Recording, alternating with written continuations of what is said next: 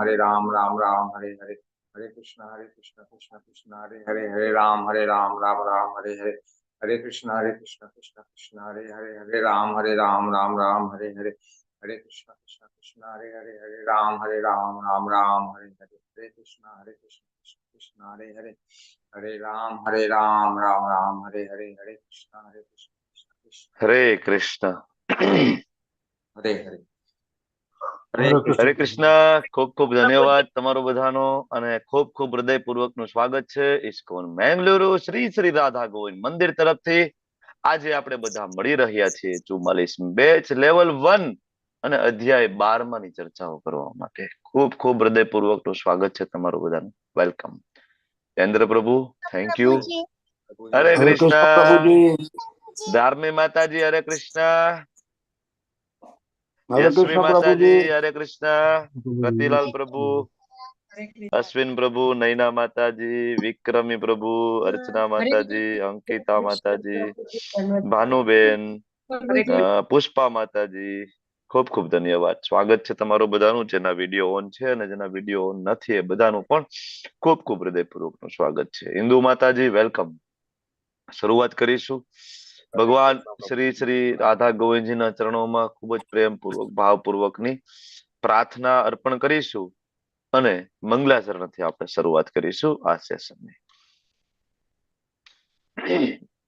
ઓમ અજ્ઞાનતિમિરાન્ધસ્ય જ્ઞાનાંજન શલાકયા ચક્ષુરુન્મિલિતમ યેન તસ્मै શ્રી ગુરુવે નમઃ. શ્રી ચૈતન્ય મનોભીષ્ટમ સ્થાપિતમ યેન ભૂતલે સ્વયં રૂપ કદા મહ્યમ દદાતિ સ્વપદાંતિકમ.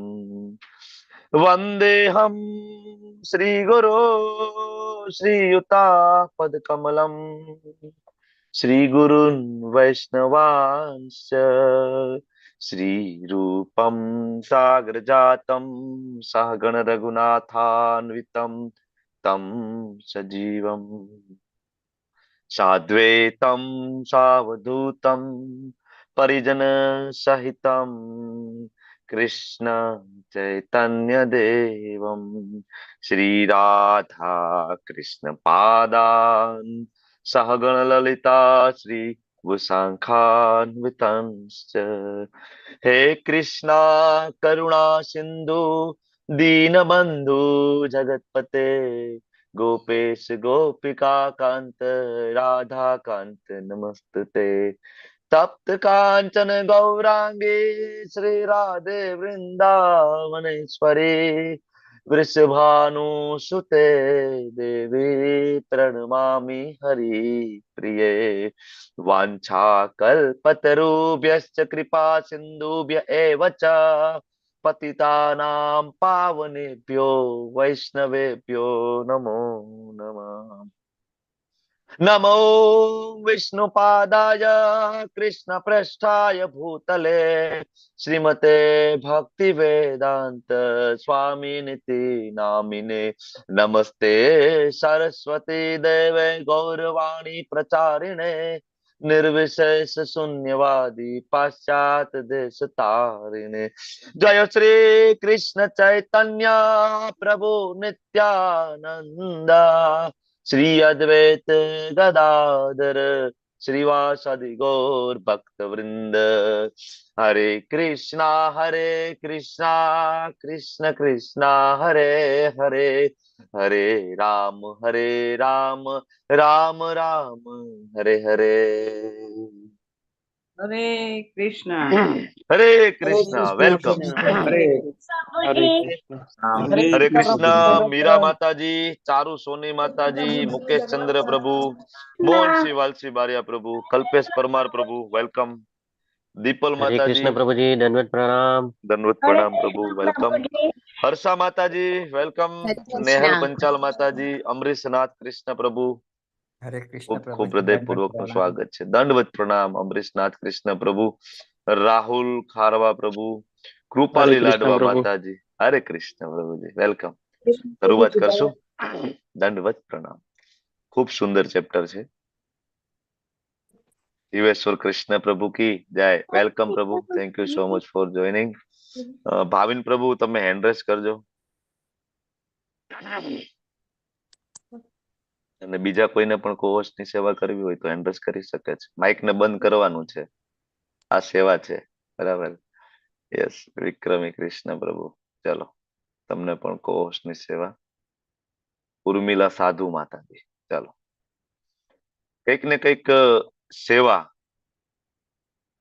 કરવાની ઈચ્છા વ્યક્ત કરવી. ખાલી મેં ગઈકાલે તમને કહ્યું હતું, બરાબર. અને મારો અને લગભગ બધા ભક્તોનો અનુભવ રહ્યો છે કે જ્યારે પણ તમે કૃષ્ણની કઈ ને કઈ સેવા કરવાની ઈચ્છા કરો છો, પછી તમને એવું થાય કે મારી પાસે સમય નથી, આ અનુકૂળતા નથી, પેલી અનુકૂળતા નથી. પણ તમને અચાનક ખબર પડશે કે સમયની અનુકૂળતા થવા માંડશે. ક્યાંયથી ને ક્યાંયથી સમય નીકળશે. વિક્રમી પ્રભુ, શું લાગે છે? થાય કે નહીં આવું? પેલા આપણને એમ લાગે કે સાલું, બરાબર ને, પેલા આપણને એમ લાગે કે હું કેટલો બિઝી છું, મારાથી થોડું સમય નીકળે. 16 માળા તમે બધા કરો, હું બહુ બિઝી છું, મારાથી ના થાય. બરાબર, 2 કલાક એક જગ્યાએ બેસીને જપ કરો, મારાથી ના થાય. પણ જેવું હૃદયમાં ઈચ્છા પ્રગટ થાય અને ભગવાનને ખૂબ પ્રેમપૂર્વક પ્રાર્થના કરીએ ગુરુ મહારાજને, તો કેવી અનુકૂળતા થાય છે. રોજ 16 માળા, 2 કલાક, મંગલા આરતી, 1/4 કલાક, ભગવદ્ ગીતાનો આપણો ક્લાસ ઓલમોસ્ટ 2 કલાક ચાલે છે. બરાબર. ભાગવતમનો 1 કલાકનો ક્લાસ, અને એના સિવાયની બીજી ઘણી બધી સેવાઓ. તો ઓલમોસ્ટ શાસ્ત્રમાં જે મુજબનું વર્ણન છે કે ગૃહસ્થાશ્રમમાં કઈ રીતના જીવવું, એ આમાં ફૂલફિલ થઈ જાય છે. તમે જોવો છો, આપણે આ પ્રભુપાદે જે પરંપરા આપી છે ને, સવારના 3:30 વાગ્યાથી લઈ અને ઓલમોસ્ટ 10 વાગ્યા સુધીમાં આપણું બધું કવર થઈ જાય. બરાબર.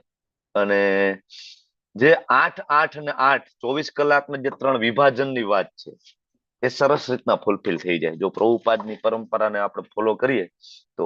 બરાબર. તો ખૂબ સરસ અધ્યાય ભક્તિ યોગ ની આપણે શરૂઆત કરવા જઈ રહ્યા છીએ. 11 ચેપ્ટર પૂરા થઈ ગયા. હરે કૃષ્ણ પ્રભુજી, દંડવત પ્રણામ. દંડવત પ્રણામ. રજરાની વિનીતા માતાજી, વેલકમ. ઘણા બધા ભક્તોને ખાલી અવાજ કાનમાં પડે એટલે ખબર પડી જાય કોણ બોલે છે. વિડીયોની જરૂર નથી, નામની જરૂર નથી. બરાબર. કારણ કે રૂબરૂ મળેલા હોય, રોજ વિડીયો પેલા ઓન કરતા હોય, કઈ ને કઈ ચર્ચામાં ભાગ લેતા હોય, તો એક આત્મીયતા થઈ જાય કે બોલે ખબર પડી જાય કે આજ બોલી રહ્યા છે. બરાબર. અને આ બહુ જરૂરી છે. વૈષ્ણવ વચ્ચેની આત્મીયતા ખૂબ જરૂરી છે. વૈષ્ણવ એકાબીજાને ઓળખતા હોય, ફેસ ટુ ફેસ ઓળખતા હોય, આ બહુ જરૂરી છે. શું કામ જરૂરી છે ખબર છે? કારણ કે માયાદેવી છે ને, એ એનું કામ બહુ જોરદાર કરી રહ્યા છે. ગમે એટલા ભક્તિમાં ઉન્નત થાવ, 16 માળા રોજ થતી હોય, મંગલા આરતી થતી હોય, પણ ક્યારે બરાબર ધડામ દઈને એમાંથી પડીએ એનું નક્કી નથી. તમારી આજુબાજુમાં નજર કરો, ઇવન આપણી સાથે પણ આવું થયું હશે. ઘણા બધા 2 વર્ષ 3 વર્ષથી આ ડિવોશનમાં હોય, પણ અમુક દિવસો એવા આવે કે જયારે ખરેખર મૂંઝવણમાં મુકાઈ જાય આપણે, ખરેખર મારાથી નથી થતું અત્યારે. બરાબર. ત્યારે જો તમને ફેસ ટુ ફેસ કોઈ ભક્તો ઓળખતા હોય, તમારા પ્રત્યે આત્મીયતા હોય, બરાબર, ત્યારે તમે એને કોલ કરીને ગાઈડન્સ લઈ શકો. અથવા તો એ ભક્ત સામેથી તમને ફોન કરે, શું થયું ભાઈ, કેમ મંગલા આરતી નથી દેખાતા હમણાં, ક્યાં માયાદેવીનો પંજો પડી ગયો લાગે છે. બરાબર ને? બહુ જરૂરી છે ફેસ ટુ ફેસ ઓળખવું. બરાબર, જરૂરી છે. તો ભક્તિ યોગ નામનો સુંદર મજાનો અધ્યાય શરૂઆત કરીએ છીએ. અને તમે જો સ્ક્રીન ઉપર જે પિક્ચર છે, પ્રભુ શ્રી રામચંદ્રજી, બરાબર, માતા જાનકીજી, બરાબર, રોજ જીવને જગાડવા હરિબોલ. તો રામચંદ્રજી, માતા જાનકીજી અને લક્ષ્મણજી, ભરતજી અને ભગવાનના પરમ ભક્ત હનુમાનજી મહારાજનું પિક્ચર તમારી સામે છે. કારણ કે જયારે ભક્તિની વાત આવે તો હનુમાનજી મહારાજનો ચહેરો આપણને સામે યાદ આવે. બરાબર. તો ખૂબ સુંદર. તમે જો ભક્તિ યોગનું કેટલું સુંદર ઉદાહરણ પૂરું પાડ્યું છે કે રામચંદ્રજીને વનવાસ હતો ને 14 વર્ષનો, માતા જાનકીજીને નહોતો, સીતા માતાને નહોતો, છતાં પણ એમની સાથે ગયા. લક્ષ્મણજીને ક્યાં વનવાસ હતો? એમને તો બરાબર એમના પિતાજી એમનું કોઈ વચન પણ નહોતું લીધું કે નહીં લક્ષ્મણને હું મોકલીશ. જે બી વચન જે લીધું હતું, વચનબદ્ધ હતા કઈ માતાજી દ્વારા, એ તો રામચંદ્રજી પૂરતું જ હતું. પણ છતાં લક્ષ્મણજી સાથે ગયા. લક્ષ્મણજી 14 વર્ષ સાથે ગયા, એક રાત પણ સૂતા નહીં. આપણે વાત થઈ છે બરાબર, રામચંદ્રજીની ખૂબ સેવા કરી, માતા જાનકીજીની ખૂબ સેવા કરી. બરાબર, એક બાળક જેમ એની માની સેવા કરે એવી સેવા કરી. તમને બધાને ખ્યાલ છે, જયારે માતા જાનકીજીનું હરણ થાય છે, લઈ જાય છે, તો રામચંદ્રજી પછી તો એના ઘણા બધા ઓલા ઘરેણા નીચે પડે છે અને બરાબર જટાયુ એડ્રેસ આપે છે. આ બધી કથા તમને ખ્યાલ છે. તો રામચંદ્રજી બધું બતાવે છે. કોને? લક્ષ્મણજીને. જો આ ઈ કે નાકની કે આ ચૂક છે, આ કાનના કુંડલ છે, કે આ જો ને કે આ જાનકીજીના છે કે સીતાજીના છે. લક્ષ્મણજી વિચાર કરે, આ ગળાનો હાર છે, આ જો ને સીતાજીનો છે. લક્ષ્મણજી જોવે છે પણ લક્ષ્મણજી એ બોલી નથી શકતા. બરાબર, લક્ષ્મણજી કહે છે, પ્રભુ મેં કોઈ દિવસ પગની ઉપર, માતાના પગની ઉપર મેં કોઈ દી દ્રષ્ટિ કરી નથી, તો હું કેમ ઓળખી શકું કે એના કાનના કુંડળ હશે કે નહીં? બરાબર, કેમ ઓળખી શકાય? પણ છેલ્લે ઓલી જે પગની પાયલ બતાવે છે ત્યારે ઓળખી જાય છે કે ના, હા પ્રભુ, આ મારી માના છે. આ પ્રેમ છે. જો શાસ્ત્ર શું કે છે, દેવર અને ભાભી થાય ને, બરાબર, કેટલો શુદ્ધ પ્રેમ છે. આજકાલ જોઈ રહ્યા છે ને બોલિવૂડ ને કારણે. શાસ્ત્ર બહુ ક્લિયર છે. બરાબર, હનુમાનજી મહારાજની ભક્તિ, લક્ષ્મણજીની ભક્તિ અને ભરતજીની ભક્તિ, અયોધ્યાની અંદર રહીને પણ વનવાસ ભોગવેલો. બરાબર, તો એવા સુંદર મજાના ભક્તિ યોગની આપણે ચર્ચા કરીએ. આ અધ્યાયને અલગ અલગ 4 વિભાગમાં આપણે વહેંચ્યો છે, જેથી સમજવો સડો પડે. અને ખૂબ ઇમ્પોર્ટન્ટ ક્વેશ્ચન તમારા બધાના મનમાં મોટા ભાગે હોય. અને આજુબાજુમાં નજર કરો ને તો આ પ્રકારનું તમને જોવા મળશે. તમે ખાસ તો જે લોકો વેદો વાંચતા હોય એ મોટા ભાગે તમે એને પૂછો કે ભગવાન કોણ? ભગવાન નિરાકાર. બરાબર, ભગવાનનો કોઈ આકાર નથી હોતો. એટલે સમાજમાં પરાપૂર્વથી 2 વર્ગ ચાલી આવે છે. એક નિરાકારની ઉપાસના કરવા વાળા અને એક સાકાર સ્વરૂપે ઉપાસના કરવા વાળા. ઇવન તમે જોવો ને, હું તમને ખાસ કહું કે ઇવન તમને ખાસ તો ગુજરાતમાં અને ભારતમાં એવા ઘણા બધા સંપ્રદાય તમને એવું લાગે કે જે ભગવદ્ ગીતાને ફોલો કરે છે, જે કૃષ્ણને માને છે, આ બધું તમને એવું લાગશે, શ્લોકો બોલી રહ્યા છે.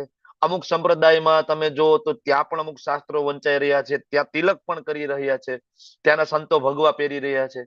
પણ તમે ખરેખર ફિલોસોફીની અંદર ડીપમાં જાઓ ને ત્યારે ખબર પડે કે અલ્ટિમેટલી તો ભગવાન બનવાની જ બધાની કામના છે. એટલે અલ્ટિમેટલી એ નિરાકારની જ કામના છે. ભગવાનના સાકાર સ્વરૂપમાં આમ જોઈએ તો 4 વૈષ્ણવ મૂળ પરંપરા સિવાય સાકારમાં કોઈ માનતું નથી. તમને લાગતું હોય કે સાકારમાં માને છે, પણ ધીમે ધીમે ધીમે અમુક તો બહુ ક્લિયર છે કે અમે તેજની પૂજા કરીએ છીએ. હું કોઈ સંપ્રદાયનું નામ નથી લેતો, તમે બધા બહુ બુદ્ધિશાળી છો. બરાબર, અમુક તો એકદમ ક્લિયર છે કે ભાઈ તેજની જ અમે ઉપાસના કરીએ છીએ, નિરાકાર બ્રહ્મ. અમુક એવા છે કે ના, કૃષ્ણની પૂજા કરીએ છીએ, ભગવદ ગીતાને ફોલો કરીએ છીએ, પણ ધીમે ધીમે ધીમે અંદર તમે જાઓ તો કર્મયોગને હાઇલાઇટ કરેલો હોય છે. અને નિષ્કામ કર્મયોગની પ્રેક્ટિસ કરતા કરતા કરતા તો કે આપણે નિરાકારમાં પડી જવાનું, આત્મા પરમાત્મામાં મળી ગઈ. પરમાત્મા કોણ? તો કે નિરાકાર છે. કૃષ્ણ કોણ? તો કે એ એક ઐતિહાસિક પુરુષ છે. બરાબર, અને અમુક કહેવાતા આખા એક ધર્મ જે ખૂબ જ તપશ્ચર્યા છે, બરાબર, ખૂબ વૈરાગ્યનું જીવન જીવવામાં આવતું હોય છે. બરાબર, અંદર ખાલે તમે જાઓ તો જયારે ઇનિશિયેશન થાય એ લોકોનું, ત્યારે જ એવું કહેવામાં આવે કે તમે ભગવાન બનવાના પંથે જઈ રહ્યા છો. આ બધું તમને જોવા મળશે જયારે તમે સમાજમાં જાશો, તમે થોડુંક સ્ટડી કરશો ત્યારે. તો અલ્ટિમેટલી તમે જોવો કે મૂળ જે 4 પરંપરા, બ્રહ્મ, શ્રી, રુદ્ર અને કુમાર, આ 4 મૂળ પરંપરામાં 4 મુખ્ય આચાર્યો આવ્યા: મધ્વાચાર્ય, નિંબાકાચાર્ય, વિષ્ણુ સ્વામી, રામાનુજાચાર્ય. એના દ્વારા જે જ્ઞાન એઝ ઇટ ઇઝ પરંપરામાં આપવામાં આવ્યું, એ 4 પરંપરા સિવાય લગભગ બધા જ નિરાકારની ઉપાસના કરે છે, પોતે ભગવાન બનવાની કામના કરે છે. તમને એવું લાગશે કે એમના મંદિરો પણ છે, વિદેશમાં મોટા મોટા મંદિર બની રહ્યા છે. તમને એવું લાગશે કે અંદર રાધા કૃષ્ણની પણ મૂર્તિ રાખશે, પોતાના ગુરુદેવની પણ રાખશે. તમે જોશો કે નહીં, આ પણ સાકાર વાળા છે. પણ ફિલોસોફીની અંદર તમે જાઓ તો મૂળ કામના એ છે કે એને ભગવાન બની જવાનું છે, નિરાકાર. બરાબર, તો આ પ્રશ્ન જળહળતો છે કે ભાઈ નિરાકારની ઉપાસના બેસ્ટ છે કે સાકારની ઉપાસના? હવે પૂછવાનું કોને? તો કે અર્જુન કે કોઈ નહીં, ડાયરેક્ટ ભગવાનને પૂછી લઈએ. બરાબર. અને ઇવન વેદોની અંદર પણ ઉલ્લેખ છે. અને તમને યાદ હોય તો આપણે અત્યાર સુધી ભગવદ્ ગીતા ભણ્યા, એમાં ભગવાનનું સાકાર અને નિરાકાર બે સ્વરૂપની ચર્ચા થઈ છે. આમ જોવા જઈએ તો પાણીમાં હું સ્વાદ છું, ભગવાને આગળ કીધું છે. સૂર્ય અને ચંદ્ર મારી આંખ છે, સૂર્યનો પ્રકાશ એ મારી જ વિભૂતિ છે. એટલે ઘણા બધા આ જે ભગવાનની વિભૂતિ છે, આપણે આની પહેલા પણ વાત થઈ છે, બરાબર, કે આ બધી વિભૂતિ છે. એવું જ માની લે કે આ બધી જગ્યાએ ભગવાન છે, કણકણમાં. હા, શિરોદક્ષા વિષ્ણુ તરીકે કણકણમાં બિરાજમાન પણ છે ભગવાન. પણ ભગવાન ત્યાં એવું પણ કહે છે કે આખું બ્રહ્માંડ મારી અંદર છે, પણ હું તેમાં નથી. હું મારા ગોલોક વૃંદાવન ધામમાં ઓરિજિનલી અલગ મારું એક વ્યક્તિત્વ છે. ઈશ્વર પરમ કૃષ્ણ સચ્ચિદાનંદ વિગ્રહ મારી એક આઈડેન્ટિટી છે, અને હું ત્યાં નિત્ય નિવાસ કરનારો છું. આવું આપણે ચાર વૈષ્ણવ સંપ્રદાય છે ને, આ માને છે કે ભગવાનનું આપણા જેવું એક વ્યક્તિત્વ છે. સ્વયં તુલસીદાસજી રામચરિતમાનસની અંદર લખે છે, રામચંદ્રજી જે આવે છે એને મનુષ્ય ના કહેવાય, એને કપટ મનુષ્ય તરીકે ભાગવતમ ને રામચરિતમાનસમાં બેયમાં ઉલ્લેખ છે, કપટ મનુષ્ય. કે તમને એવું લાગે કે આપણા જેવા બે હાથ પગ બધું છે, પણ એ આપણા જેવા નથી, કારણ કે એ સ્વયં ભગવાન છે. બરાબર. એનું એક અલગ આઈડેન્ટિટી છે, જે બીજા અધ્યાયમાં ભગવાને બહુ જ ક્લિયરલી આપણને કહ્યું છે. કયા શ્લોકમાં? તારું અસ્તિત્વ ને મારું અસ્તિત્વ બે જુદું જુદું છે. કયું? હું પેલા પણ હતો, અત્યારે છું, આગળ છું. કયો શ્લોક? બોલો, યાદ દેવડાવું. નત્વેવાહમ. હવે તો બોલો, બોલો. तत्रैवाहं जातु नासं न त्वमेव जनाधिपा ન ચેવ चैव ન ભવિષ્યામ સર્વે વયમ પર. તો એ શ્લોકની અંદર બીજા અધ્યાયમાં કૃષ્ણએ બહુ જ ક્લિયરલી કહ્યું કે તમારી ને મારી આઈડેન્ટિટી જુદી જુદી છે. હું પેલા પણ ભગવાન હતો, અત્યારે પણ ભગવાન છું, આગળ પણ ભગવાન રહીશ. એવું કોઈ દિવસ હતું જ નહીં કે તમે ભગવાન હતા અને પછી આગળ જઈને તમે જીવ બની ગયા, માયાનો પડદો તમારા ઉપર પડી ગયો, હવે તમે જપ તપ કરશો, યોગ કરશો, અને તમે પાછા તમે પરમાત્મા ભગવાન બની જશો. આવું ક્યારેય નહોતું. આનો આ કન્સેપ્ટ ભગવાન 15મા અધ્યાયમાં પણ સમજાવશે ફરીથી. એટલે અર્જુન ભગવાનને કહે છે કે ભગવાન તમે જ કહી દો ને કે એવામ સતત યુક્તા એ ભક્ત્યા ત્વામ પર્યુપાસતે, કે તમારી જે સતત યુક્તા એ ભક્ત્યા ત્વામ, તમારી ભક્તિપૂર્વક ઉપાસતે, ઉપાસના કરે છે, 3:30 વાગ્યામાં ઉઠે છે, તમારા માટે સ્નાન કરે છે, તિલક કરે છે, ધોતી કુર્તો, બરાબર, 24 આચમન, 12 તિલક, બરાબર, 13મું શિખા ઉપર, આ બધું કરે છે. તમારી મંગલા આરતી અટેન્ડ કરે છે, ખૂબ ભાવપૂર્વક, બરાબર, તમારું સવારમાં દર્શન કરે છે, કીર્તન કરે છે, તમારા નામની 16 માળા કરે છે. તમને જ અર્પણ કરેલો માત્ર ભોગ, મતલબ તમને અર્પણ કરેલો ભોગ જે તમે પ્રસાદ બનીને કૃપા અમારા ઉપર કરો છો, એ પ્રસાદ ગ્રહણ કરે છે, બરાબર. અને આખા દિવસમાં જે કઈ કર્મ કરે છે તમને સેન્ટરમાં રાખીને કરે છે, સતત તમારી ભક્તિમય સેવામાં લાગે છે, તમારી ભગવદ્ ગીતાના જ્ઞાનનો પ્રચાર કરે છે, બરાબર, ક્લાસ લઈ રહ્યા છે, કોઈ કોર્સની સેવા, કોઈ એડમિનની સેવા, કોઈ ક્લાસ એટેન્ડ કરી રહ્યા છે, એ પણ એક સેવા છે. તો આ બધી જે સેવા છે ભક્તિમય સેવા છે. પત્રમ પુષ્પમ ફલમ તોયમ. તો આ લોકો શ્રેષ્ઠ છે કે પછી અવ્યક્ત નિર્વિશેષ બ્રહ્મ? ભગવાનનો કોઈ આકાર નથી. આકાર નથી એટલે એને ભોગ લગાડવાની જરૂર નથી, બરાબર ને? આકાર ના હોય, મુખ નથી, ખાસે કેવી રીતના? તો કે ભોગ લગાડવાની જરૂર નહીં. બ્રહ્મ મુહૂર્તમાં ઉઠવાનું તો કે જરૂરી નથી ભાઈ, બરાબર. પોતાની માટે ઉઠવું હોય તો ઉઠો, ભાઈ જન્મ મૃત્યુમાંથી છૂટવું છે તો સવારમાં વહેલું ઉઠીને બેસી જાય. ઓ અંદર કામના શું છે? તો કે ભાઈ સંસારથી કંટાળી ગયા છે, હવે ફરીથી આ જન્મ નથી લેવો. ભગવાન જન્મ મૃત્યુ નથી જોતું, બરાબર, આમાંથી છોડો, મોક્ષ, મુક્તિ. પણ વૈષ્ણવો તો મુક્તિની કામના પણ ના કરે. વૈષ્ણવોનું સવારથી લઈને રાત સુધી જે કઈ કાર્ય થાય, કોના માટે? માત્ર કૃષ્ણ માટે. પોતાની કોઈ કામના નથી, મુક્તિની પણ કામના નથી, જેના માટે યોગીજનો હિમાલયમાં એક પગે ઉભા રહી જાય ને, એ કામના વૈષ્ણવ નથી કરતા. એટલે ભક્તિ સિદ્ધાંત સરસ્વતી મહારાજના કેટલાય બધા પ્રવચનો છે. કહેવાતા વિદ્વાનો, કહેવાતા યોગીઓ, ઘણા બધા વિદ્વાન બ્રાહ્મણો સાથેનો એમનો સંવાદ છે. અને ભક્તિ સિદ્ધાંત સરસ્વતી મહારાજે બધાને પરાસ્ત કર્યા છે. અને વૈષ્ણવનું સર્વોપરિત્વ મહારાજે કેટલી વખત સાબિત કર્યું છે કે સૌથી ઉપર વૈષ્ણવ છે. સૌથી ઉપર વૈષ્ણવ સંન્યાસી છે, પછી બ્રાહ્મણ, બરાબર, પાછી બાકીના બધા લોકો સૌથી ઉપર. અને ભગવાન અહીંયા કે છે કે અહીંયા અર્જુન પૂછે છે, ભગવાન સતત યુક્તા, તમારી સતત ભક્તિ કરે છે, આ શ્રેષ્ઠ છે કે પછી નિર્વિશેષ બ્રહ્મની ઉપાસના, કે તમારો કોઈ આકાર નથી? ભાઈ ભગવાન તો બધે છે, નિર્વિશેષ બ્રહ્મ. હિમાલયમાં ગયા, ઉભા રહી ગયા, અથવા તો આયા રહ્યા જગતમાં, અને તમારું સાકાર સ્વરૂપે ધ્યાન જ નથી કરતા. એવું માને છે કે આપણે જમી લઈએ, ભગવાને જમી લીધું, આપણી હૃદયમાં જ છે, બરાબર. એના જેવી વસ્તુ થઈ ગઈ, બરાબર. એવું માને છે જે સાકાર વાળા છે, સોરી નિરાકાર વાળા એવું માને, શું માને? કે ભાઈ આપણે પરમાત્માથી આવ્યા છીએ, બરાબર છે, પણ પરમાત્મા બધી જગ્યાએ છે, એટલે અલગ કરવાની જરૂર નથી. હવે એના જેવી વસ્તુ છે કે તમે તમારા પિતાજી માંથી આવ્યા છો, તમે માનો તો છો યસ મારા પપ્પા છે, પણ પપ્પાને અલગ જમવાની પ્લેટ મૂકવાની જરૂર નથી, હું જમી લઉં એટલે પપ્પા જમી લે. આવું ચાલે?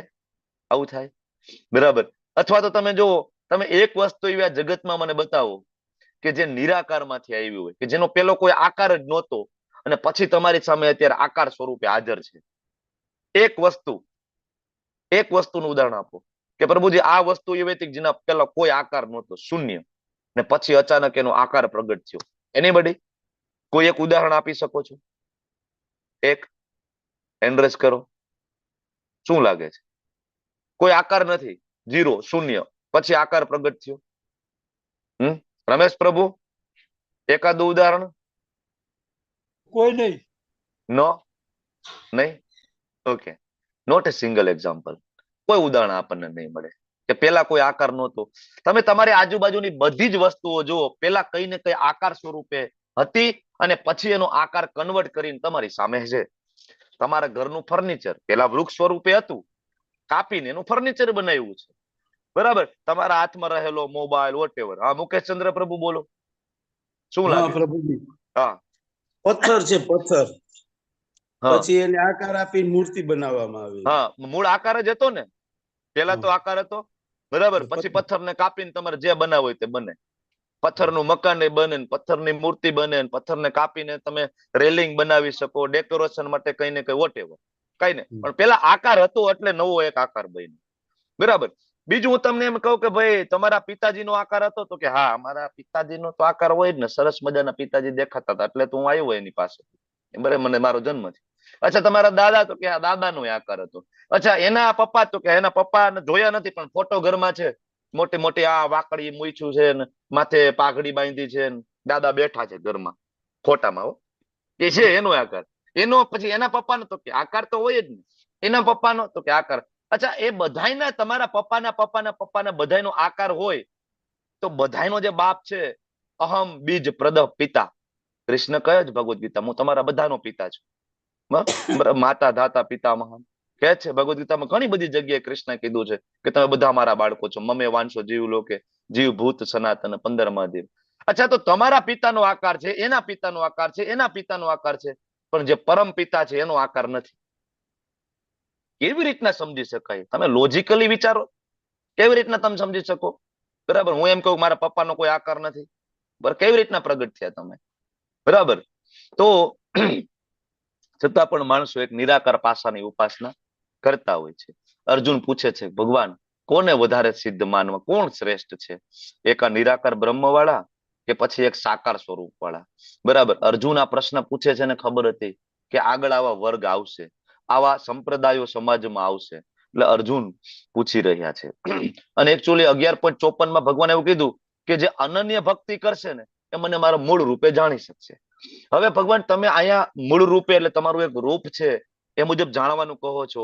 આગળ તમે તમારા વિભૂતિ યોગમાં 7મા અધ્યાયમાં થોડું નિરાકાર પાસાનું પણ તમે વર્ણન કર્યું, અવ્યક્તની પણ તમે વાત કરી. તો ભગવાન હું તો તમારું આ મૂળ રૂપમાં જ પૂજા કરું છું. કોણ? અર્જુન. તો અર્જુન કે હું તો બરાબર કરું છું ને, એનો મને જવાબ આપી દો. ભાઈ હું તો સાકારના જ અમે તો ઉપાસક છીએ. વૈષ્ણવ સંપ્રદાયમાં અર્જુન મહારાજ છે, અર્જુનજી, બરાબર. તો કે બરાબર છે. એટલે અર્જુન પ્રશ્ન પૂછે છે કે અમે જે કરીએ છીએ બરાબર છે ને? એટલે ભગવાન સ્વયં જવાબ આપે છે. હવે તમને બધાને ખબર છે આત્મ સાક્ષાત્કારના 3 તબક્કા છે, બ્રહ્મ, પરમાત્મા અને ભગવાન. જે વેદાંતિઓ હોય, જ્ઞાની લોકો હોય, વેદો વાંચીને નિષ્કર્ષ ઉપર આવે કે ભગવાનનું કોઈ સ્વરૂપ નથી. કેવા છે? નિરાકાર, પ્રકાશમાંથી સૃષ્ટિનું સર્જન થયું.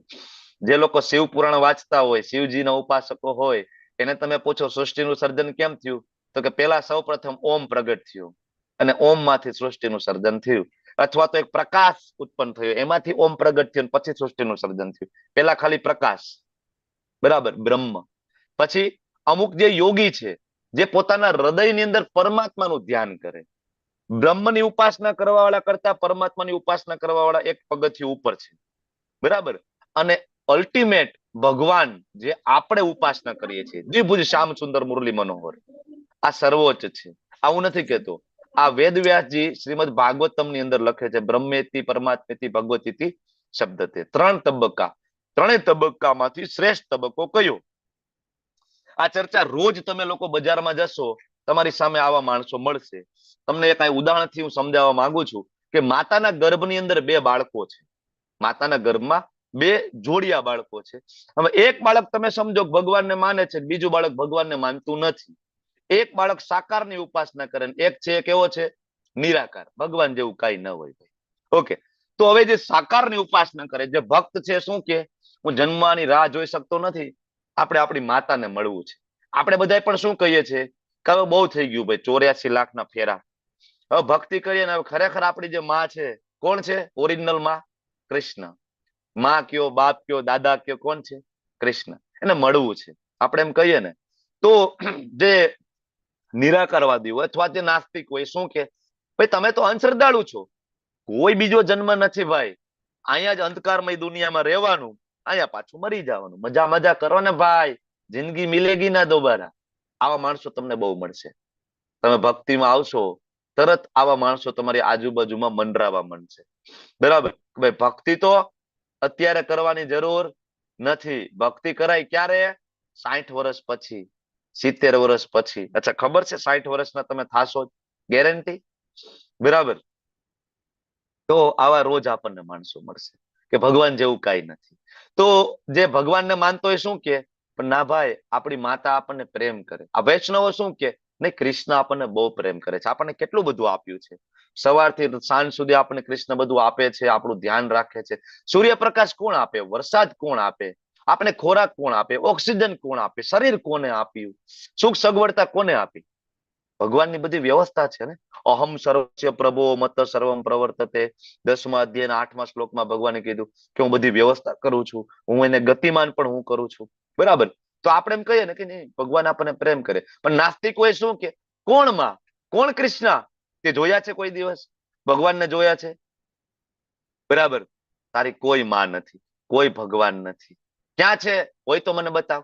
હવે તમે વિચાર કરો કે માતાના ગર્ભમાં બાળકો હોય ને માં દેખાય કે ના દેખાય? બરાબર, દેખાય. માતાના ગર્ભમાં બાળક હોય ને માના દર્શન થાય? દેખાય જ નહીં. ઘોર અંધકાર હોય. શ્રીમદ ભાગવતમની અંદર વર્ણન છે, ઘોર અંધકાર હોય અને બાળક ખૂબ પીડામાં હોય. માતાના ગર્ભમાં હોય ને, ખૂબ પીડા ને ખૂબ તકલીફમાં હોય ત્યાં બાળક, બરાબર. તો દેખાય નહીં. એમ આપણે પણ ક્યાં છીએ? આખું જગત મારામાં છે. ભગવાન આગળ કીધું ને 9મા અધ્યાયમાં, આખું જગત ક્યાં છે? ભગવાન કે મારી અંદર છે. અને આનો પ્રેક્ટિકલ ઉદાહરણ પણ ભગવાને આપી દીધો ને, યશોદા માતાને બ્રહ્માંડ દર્શન કરાવીને. બધા બ્રહ્માંડો ક્યાં છે? ભગવાનની અંદર. આપણે ભગવાનની અંદર છીએ તો આપણને ભગવાન નથી દેખાતા, કારણ કે આપણે ભૌતિક આંખો લઈને બેઠા છીએ. જેવી આપણે ભક્તિ કરીશું, બરાબર, જેવી આપણે ભક્તિ કરીશું, અને જેમ માતાના ગર્ભનું આવરણ છે બાળકની આજુબાજુમાં, એમ આપણી આજુબાજુ આવરણ છે સત્વગુણ, રજોગુણ, તમોગુણ, બરાબર. જેવો માતાના ગર્ભમાં, બરાબર, 9 મહિના પૂરા થાય અને ડિલિવરી થશે, પ્રસવ થશે, બાળક બહાર આવશે, તરત એને માના દર્શન થશે. નહીં, એલા માય છે. અત્યાર સુધી એવું લાગતું હતું તો બધું અંધારું અંધારું, આયા જીવવાનું, આયા મરી જવાનું છે, બરાબર. પછી જેવો જન્મ થાય તો ખબર પડે ના, આપણી માં છે, જે આપને તરત છાતી સરસો ચાપી દે. જન્મ થાય તરત જ બાળકને માની ગોદમાં આપવામાં આવે, તરત માં છાતી સરસો ચાપે. એમ જેમ સત્વગુણ, રજોગુણ, તમોગુણ નું આવરણ જેવું ઓછું થાય, બરાબર, તેવું તરત જ્ઞાન થાય. એટલે કૃષ્ણ છે, આપણા પિતા છે, કેટલું ધ્યાન રાખે, તરત ખબર પડે. જેમ જેમ જેમ જેમ જેમ આગળ વધતા જાય, ભગવાનની કરુણાનો આપણને ખ્યાલ આવે, બરાબર. પણ અંદર હોય તો ક્યાંથી દેખાય? ઓકે, તો હવે આપણે તેનામાં છીએ. ભક્ત શું કે આપણે તો એનામાં છીએ, આપણી આસપાસ છે, તને કેવી રીતના દેખાશે તારે જોવા હોય તો? અત્યારે તો નાસ્તિક માણસ શું કે હું ક્યાંય કોઈને જોતો નથી, બરાબર. શું તું જોવે છો? હું તાર્કિક રીતના સાબિત કરી દઉં કે અસ્તિત્વમાં નથી, તાર્કિક રીતના. એટલે સાયન્ટિસ્ટોની વાત થઈ, કહેવાતા બહુ ભણેલા ગણેલાની વાત થઈ. બહુ ભણેલા ગણેલા હોય શું કે ભાઈ હું લોજિકલી સાબિત કરી દઉં ભગવાન ક્યાંય નથી. કઈ રીતના સાબિત કરશો? તો કે ભાઈ મને જે દેખાય ને એ સાચું, જે આપણી ઇન્દ્રિયથી જોઈ શકીએ ને આ જ સાચું હોય, કાનથી સાંભળ્યા સાચું હોય, બાકી બધું ખોટું. સાયન્સ તો આ જ માને ને. સાયન્સ નું નામ શું છે? સાયન્સ નું કામ છે ડિસ્કવરી કરવું. ડિસ્કવરી કેવી રીતના કરે? તો કે એ ઇન્દ્રિયનો ઉપયોગ કરીને, બરાબર, જે ઇન્દ્રિય ગમ્ય હોય, બરાબર, એની એને ખબર પડે. એટલે ભગવાને આગળ પણ કીધું હતું અર્જુન તને એવું જ્ઞાન આપીશ ને કે જે ઇન્દ્રિય ગમ્ય હોય અને દિવ્ય હોય. તમને જો શ્લોક યાદ આવતો હોય તો, કે ઇન્દ્રિય ગમ્ય અને દિવ્ય અર્જુન તને બે જ્ઞાન આપીશ, અને એ સમજી જવાથી તારા આ જગતમાં બીજું કઈ જાણવાની જરૂર રહેશે નહીં. તો આ બધા ખાલી કેવા છે? લોજિકલ, તાર્કિક વાળા. હું સાબિત કરી દઉં કે આંખથી ભગવાન દેખાતા નથી એટલે ના હોય. શું લાગે તમને એવું હોય કે આંખથી દેખાય એટલું જ સાચું છે? તમે વિચાર કરો, કોઈ વ્યક્તિ ગામડામાં રહેતું હોય, બરાબર, વર્ષો એને ગામડામાં કાઢ્યા હોય, શહેરમાં જવાનો કોઈ દી મોહ ના હોય, તો હવે એ વ્યક્તિને તમે એમ કહો કે ભાઈ દુબઈની અંદર એક બિલ્ડિંગ છે જે 150 માળ 200 માળ 300 માળની બિલ્ડિંગ છે, અને એમાં એક એવી લિફ્ટ છે કે જે મોટર કારની સ્પીડે દોડતી હોય છે, બરાબર, નીચે બેઠા ભૂમ કરતા તરત ઉપર જાય, બરાબર. આટલી ઊંચી બિલ્ડિંગ છે જેમાં જવા માટે લિફ્ટ હોય, અને એની લિફ્ટની સ્પીડ પણ હાઈ સ્પીડમાં લિફ્ટ હાલતી હોય. આવી તમે ગામડાના લોકોને વાત કરો તો શું કે હવે એવું હોય જ નહીં કાંઈ, એટલા 200 માળની બિલ્ડિંગો થોડી બને કાંઈ, બરાબર, એટલું બધું ન હોય, પડી જાય કે નો રીએ જ નહીં કોઈ દી, માને કોઈ દી? જેને કોઈ દી જોયું ને. આપણે બધા એ છે ને કુવાના ડેટકા જેવા છીએ. કુવાનો ડેટકાનું આવું જ છે, બરાબર. સમુદ્રનો ડેટકો એક વખત ભૂલો પડ્યો કુવામાં. તો કુવાના ડેટકાને એમ કે ભાઈ હું જ્યાંથી આવું છું ને બહુ પાણી છે. કેટલું? એ કે બહુ પાણી એટલે કેટલું? આટલું? ના ના, એ કે બહુ. કેટલું? આટલું? અરે આનાથી વધારે. કેટલું? આટલું? અરે એનાથી વધારે. તો કુવાના એક છેડેથી બીજા છેડે જાય. આટલું? કે આનાથી વધારે ન હોય કે. અરે કે આ તો કઈ નથી. ખોટું, ખોટું બોલે છે કે. હવે એને કુવાની બહાર કોઈ દી નીકળ્યો જ નથી એટલે ખબર નથી કે અગાધ સમુદ્ર છે બહાર. એટલે આ ઇન્દ્રિયના લેવલથી જે લોકો કોઈ દી બહાર નીકળ્યા જ નથી, એને સમજમાં જ નથી આવતું, બરાબર, કે ભગવાન ત્રિપાદ વિભૂતિ છે. આ ભૌતિક જગત જે બ્રહ્માંડ છે તો ખાલી 25% છે. 75% પોપ્યુલેશન છે એ આધ્યાત્મિક જગતમાં છે. શ્રીમદ ભાગવતમ સ્કંદ 2, જેમાં સ્વયં બ્રહ્માજી વાત કરી રહ્યા છે, બરાબર. તો મૂર્ખાઓ જયારે લોજિકલી વાત કરતા હોય ત્યારે અને સમજાવવા ભાગવતમના રેફરન્સની જરૂર પડે. તો શું કહે છે કે તું કેવી રીતના વિચારે કે આપણે કેવી રીતના જીવી રહ્યા છીએ? ભક્ત એમ કે તને શું લાગે છે કેવી રીતના આપણે જીવીએ છીએ? કોણ આપણું ધ્યાન રાખે? કોણ આપણી સંભાળ રાખે છે? તને શું લાગે વરસાદ કેવી રીતના આવે છે? સૂર્યપ્રકાશ, ચંદ્રનો પ્રકાશ, આ બધું ક્યાંથી આવે? કોણ કરે? વૈજ્ઞાનિકો કરે? સાયન્ટિસ્ટો કરે છે? આ પૃથ્વીની ધરીમાં ફરે કોણ કરે? શું લાગે છે? ભાઈ તો નાળની કુદરતી પ્રક્રિયા દ્વારા આપણને ખોરાક મળે, ઓટોમેટિક છે ભાઈ. ચોમાસું આવે ને વરસાદ પડે, ઓટોમેટિક, બરાબર, ઓટોમેટિક. એમાં કઈ ભગવાનનો કઈ રોલ નથી, ઓટોમેટિક. અમુક લીલા પ્રભુ સરસ કહેતા હોય છે, બરાબર, ગાયને ઘાસ નાખીએ તો દૂધ આપે. કઈ રીતના દૂધ આપે? ઓટોમેટિક. કે ગાયને ઘાસ ખવડાવો દૂધ આપે કે ઓટોમેટિક. અચ્છા, એ કે ઘાસ ખવડાવતી દૂધ આપતી હોય તો બળદને ઘાસ ખવડાવશું દૂધ આપશે ને? કે બળદ ક્યાંથી દૂધ આપે? કે ગાય દૂધ આપે. કેવી રીતના? એની બનાવટ જ એવી રીતે. અચ્છા, કોને બનાવી? ગાયની બનાવટ. એ બનાવટ બનાવી કોને એવી કે એ ઘાસ ખાય તો દૂધ આપે ને બળદ ઘાસ ખાય દૂધ ના આપે? કોણે બનાવ્યું? Who is creator? A creator નું નામ કૃષ્ણ છે, ભગવાન છે. ઓટોમેટિક નથી, બધું વેલ પ્લાન છે, બરાબર. તો જે ભક્ત હોય કે આ જીવન પછી પ્રકાશ છે, બરાબર, આ જન્મ મૃત્યુમાંથી આપણે નીકળીને આધ્યાત્મિક જગતમાં જઈશું, મોઢાથી ખાઈશું, મતલબ આપણી દિવ્ય ઇન્દ્રિયો પ્રાપ્ત થશે, શ્વાસ લઈશું. તો મૂર્ખ માણસ જે હોય, નાસ્તિક, શું કે કેવી મૂર્ખાઈ જેવી વાત કરે? ચાલવાનું, મોઢેથી જમવાનું. ગર્ભમાં બાળક હોય તો મોઢેથી ખાતું ના હોય ને, ચાલતું પણ ના હોય, ત્યાં ત્યાં, બરાબર, એમનો આમ કહેવાય કે ગર્ભોદક જે પાણી છે અંદર, ગર્ભનું જે પાણી, એમાં તરતું હોય, બરાબર. તો તું કઈક નવું લાવ્યો છો કે આવું કઈ ના હોય? ખોટી વાત છે. એટલે પછી આપણે એમ થાય કે આને કેમ સમજાવું? ના ના ના, તું મારી વાત સાંભળ. એટલે આવા પછી લોકો સાથે બહુ તાર્કિક દલીલો કરવાનો કોઈ મતલબ નથી. આની પેલા આપણે વાત થઈ છે કે સુકૃતિઓ હોય એ લોકોને આ બધી વસ્તુમાં વિશ્વાસ બેસે. બાકી અલગ ડાયમેન્શનની આખી વાત છે તો બધાને ગળે ઉતરતી નથી. હવે આ જે ચર્ચા, આ ઉદાહરણથી આપણે સમજ્યા કે આવા આપણા જીવનમાં રોજ આવવાના છે. બરાબર. તો આ કન્સેપ્ટ આપણો બહુ ક્લિયર હોવો જોઈએ. આ કન્સેપ્ટ ક્લિયર થવાથી કૃષ્ણ પ્રત્યે આપણને પ્રેમ થશે, આપણી શ્રદ્ધા જાગૃત થશે. બરાબર. શ્રી ભગવાન ઉવાચ, સ્વયં ભગવાન આન્સર આપે છે. જે અર્જુને કીધું ભગવાન સાકાર કે નિરાકાર તમે જ કહી દો ને. બરાબર. તો ભગવાન કે છે મૈયા આવેશ્ય મનો યે મામ. મામ એટલે કોણ છે? કૃષ્ણ. અહીં બીજા કોઈનું નામ ભગવાન નથી લેતા કે આની પૂજા કરો, ઓની પૂજા કરો. બહુ ક્લિયર. મૈયા આવેશ્ય મનો એમાં નિત્ય યુક્તા ઉપાસતે, જે નિત્ય, જે રોજ ઉપાસતે મારી ઉપાસના કરે છે, પૂજા કરે છે, શ્રદ્ધયા શ્રદ્ધાપૂર્વક, બરાબર, શ્રદ્ધાપૂર્વક પ્રેમપૂર્વક જે મારી પૂજા કરે છે, બરાબર, તે મેં યુક્તતમો મત, એ સૌથી શ્રેષ્ઠ છે. આનાથી ઉપર કોઈ નથી. સાકારની પૂજા કરવા વાળા કેવા છે? શ્રેષ્ઠ છે. આમ તો આગળ એક જવાબ આપ્યો તો આવો નવો શ્લોક છે. યોગીનામ અપી સર્વેષામ મદ્ગતેન અંતરાત્મના શ્રદ્ધાવાન ભજતે યો મામ સમે યુક્તતમો મત. 6.47 છઠ્ઠા અધ્યાયના અંતે પણ ભગવાને સેમ વસ્તુનું કન્ક્લુઝન આપ્યું કે નિરાકારવાદી નહીં, જ્ઞાની નહીં, સકામ કર્મી નહીં, નિષ્કામ કર્મી નહીં, વેદાંતિઓ નહીં, બરાબર, અષ્ટાંગ યોગી, હઠ યોગી કોઈ પણ નહીં. સર્વોચ્ચ યોગી છે કોણ છે? શ્રદ્ધાવાન ભજતે યો મામ, જે શ્રદ્ધાપૂર્વક મને ભજે છે. મદ્ગતેન અંતરાત્મના, જેના અંતરાત્મામાં મારું ચિંતન થાય છે. આવા કોણ છે? ભક્તિ યોગી.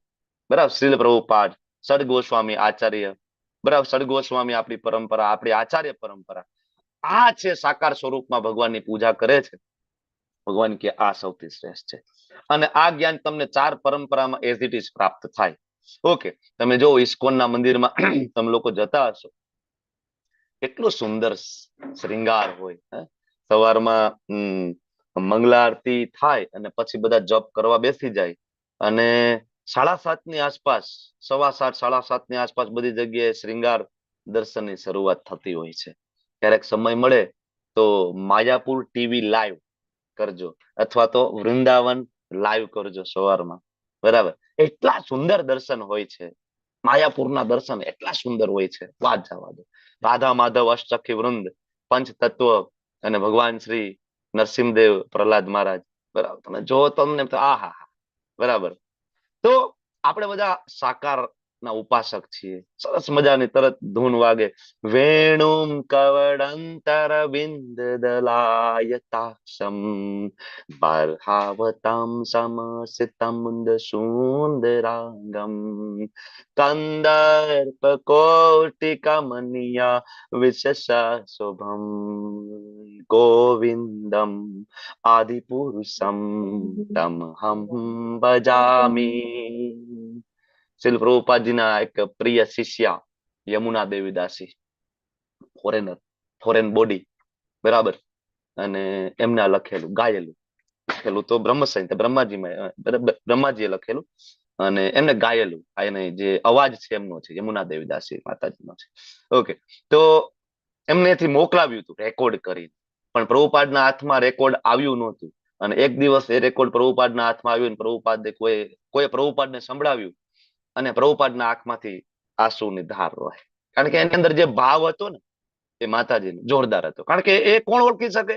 જે ભગવાનના શુદ્ધ ભક્ત હોય એ ઓળખી શકે. આપણા જેવાનું કામ, શુદ્ધ ભક્ત ઓળખી જાય કે આ ગાય છે ને આની પાછળનો ભાવ શું છે.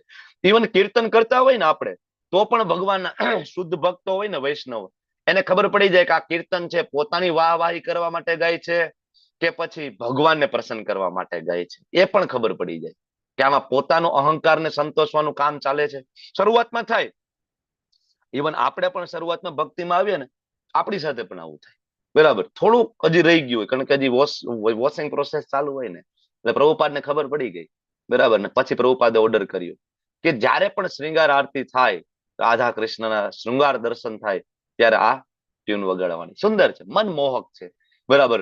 અને સવારે બધા પૂજારીઓ, બરાબર, લગભગ વૃંદાવનમાં તમે જાઓ એટલે 2 વાગે ઉઠી જાય. કારણ કે વૃંદાવનની તો આરતી 4:10 એક્ઝેક્ટ સ્ટાર્ટ થાય. ઇવન માયાપુર પણ 4:10 સ્ટાર્ટ થઈ જાય પ્રભુપાદ આરતી. બરાબર. 4:30 વાગે રાધા માધવ કપાટ ખુલી જાય. બરાબર. અહીંયા કૃષ્ણ બલરામ ના જે મેન કપાટ ખુલી જાય 4:30 વાગે એક્ઝેક્ટ. તો 4:30 વાગે આરતી કરવી હોય તો એને 2 વાગે ઉઠી જવું પડે, કારણ કે એને 16 માળા એને કરવાની હોય. એટલે પેલા 1:30 વાગ્યે 2 વાગ્યે ઉઠીને 16 માળા ચાલુ કરી દે, ભગવાનને ઉઠાડે, ભગવાનને પેલા ભોગ લાગે, બરાબર, અને પછી આપણા માટે દર્શન ખોલે અને દર્શન કરીને મંગલા આરતી જેવી થાય, કપાટ બંધ થાય, પછી ભગવાનનો શ્રૃંગાર ચાલે. શ્રૃંગાર લગભગ દોઢ કલાક જેવો શ્રૃંગાર ચાલે, કલાક 1.5 કલાક જેવો ચાલે, બરાબર. અને પછી તરત શ્રૃંગાર દર્શન થાય, ગુરુ પૂજા થાય, ભાગવતમનો ક્લાસ થાય, બરાબર. આ આપણી રૂટીન છે. અને પ્રભુપાદે કહ્યું હતું કે ટોપ ક્લાસ ડીટી સર્વિસ થવી જોઈએ. ઇસ્કોન ની અંદર તમે જુઓ 1000 મંદિર છે વિશ્વના, એક પણ મંદિરમાં તમને એવું નહીં લાગે કે મંદિરમાં જાઓ અને ભગવાનને જે દીપ અર્પણ કરવામાં આવે છે કાળું થઈ ગયું છે, કેદુનું એક પછી એક એની ઉપર વાઈટું મૂકવામાં આવે છે. ઘણી બધી જગ્યાએ જાઓ, ખાસ તો ગામડામાં અમુક જે રામ મંદિર હોય, ચોરા હોય, કારણ કે કોઈ સેવક ના હોય એટલે પૂજારીનો કોઈ દોષ નથી, કોઈ સેવકો નો હોય, ગામડાવાળાને કોઈને રસ નથી. અને અમારા જસદણવાળા એક સરસ મજાની શોધ કરી છે, તમને ખબર છે ને? બરાબર, બધાને મોકલાવી દીધા છે. ડિંગ ડડાંગ ચાપ ચાલુ કરો ને આરતી એને મેળે મેળે થાય, કોઈ કરવાની નહીં. નગારો વાગે ને એમાં ઘંટી વાગે ને બધું તમારે જે જોઈએ જસદણમાં જ છે. જસદણનું ઇન્વેન્શન છે, અમારા ગામનું ઇન્વેન્શન છે. અહીંથી લંડન જાય છે, લંડન, અમેરિકા બધે અમે અહીંથી મોકલીએ છીએ. માણસોને આરતી નથી કરવી, મશીન પાસે આરતી કરાવે. ઉદ્ધાર કોનો થાય? મશીન નો થાય કે માણસો નો થાય? ભગવાનને તમારા ઢીંગ ઢળાંગ ની જરૂર ખરી? હે કે ના કોઈ વગાડવા વાળું નથી, મને એક મશીન મૂકી દો. સહસ્ત્ર સત લક્ષ્મી સેવા કરે છે કૃષ્ણની, એને જરૂર નથી. એટલે ઇસ્કોનમાં જો ક્યાંય એવા મશીન તમને જોવા નહીં મળે. 1000 મંદિરમાં આટો મારી લ્યો, ક્યાંય નહીં જોવા મળે. નાનો એવો મંદિર હશે ને, 2 ભક્ત હશે ને, એક પૂજારી અને એક વ્યક્તિ સામે, તોય ગાતું હશે. અરે હું એમ કહું કે એક જ પૂજારી હશે ને તો પણ એ જાતે આરતી પણ કરશે ને ગાશે. દ્વારિકાનું મંદિર રહ્યું ને, શરૂઆતમાં એક જ પૂજારી, કોઈ ભક્તો નહીં, દ્વારકા ઇસ્કોન ટેમ્પલમાં. તો પૂજારી જ બધું કરવાનું, ભગવાન માટે રસોઈ બનાવવાની, શ્રૃંગાર કરવાનો, મંગલા આરતી કરવાની, મંગલા આરતી ગાવાની, એ પતાવીને તરત નરસિંહ આરતી, એ પતાવીને તરત તુલસી આરતી. એક વ્યક્તિ બધું કરે, ટોટલ સેવા એક વ્યક્તિ કરે, A to Z આખા દિવસની. શું કામ? કારણ કે આપણે ભગવાનને એક વ્યક્તિ માનીએ છીએ, આપણે મૂર્તિ નથી માનતા, આપણે વિગ્રહ માનીએ છીએ. સાક્ષાત દ્વારકાધીશ માતા રૂક્ષ્મણીજી ઉભા છે. ક્યારેક મોકો મળે તો જાજો. દ્વારકાધીશમાં ગોમતી નદીના કિનારે ઇસ્કોન મંદિર છે, સુંદર મંદિર છે. વિગ્રહ તમે જોવો તો આહલાદક, બરાબર, સુંદર. કારણ કે સાક્ષાત ભગવાન બિરાજમાન છે. ટોપ ક્લાસ ડીટી સર્વિસ, કઈ કોમ્પ્રોમાઇઝ નહીં. ઇવન એવરીડે ફોટો પાડવામાં આવે, ફોટો સેન્ટ્રલમાં મોકલવામાં આવે. તમને જાણીને આશ્ચર્ય થશે કે ડીટી મિનિસ્ટ્રી છે ઇસ્કોન ની અંદર. ડીટી એટલે વિગ્રહ, વિગ્રહ એટલે તમે જેને મૂર્તિ કહો છો, એ જેને ભગવાનના ભક્તો વિગ્રહ કહે, કારણ કે અમે સાક્ષાત ભગવાન હોય એટલે વિગ્રહ કહેવાય, મૂર્તિ ના કહેવાય. એ વિગ્રહની એક મિનિસ્ટ્રી ઇસ્કોન ની અંદર છે કે એ રોજ ધ્યાન રાખે છે બધું બરાબર છે કે નહીં. બરાબર, તમને જાણીને આશ્ચર્ય થાય કે કૃષ્ણની બાજુમાં રાધારાણી ઉભા હોય, રાધારાણીનો હાથ આ રીતના હોય, અને જો એનો હાથ ખાલી હોય ને તો ઉપરથી નોટિસ આવે કે આ ફોટો તમે મોકલો છે, આમાં રાધારાણીના હાથમાં કેમ કઈ નથી? કારણ કે રાધારાણીનો હાથ ખાલી ન હોય, કૃષ્ણને કઈ ને કઈ ઓફર કરે. એના હાથમાં હાર હોય, એના હાથમાં ફૂલ હોય, એના હાથમાં પંખો હોય, ચામર હોય, વોટેવર કઈ ને કઈ હોય. એકદમ ઝીણામાં ઝીણી વસ્તુ ડીટી મિનિસ્ટ્રી આખી કામ કરે છે. કારણ કે આપણે માનીએ છીએ કે રાજા છે, રાજાધી રાજ કૃષ્ણ બિરાજમાન છે, કોઈ મૂર્તિ નથી. આપણે નિરાકારના ઉપાસક નથી, બરાબર, સાકારની સેવા કરીએ છીએ. અને ભગવાને કેટલાય ભક્તો સાથે આદાન પ્રદાન કર્યું છે.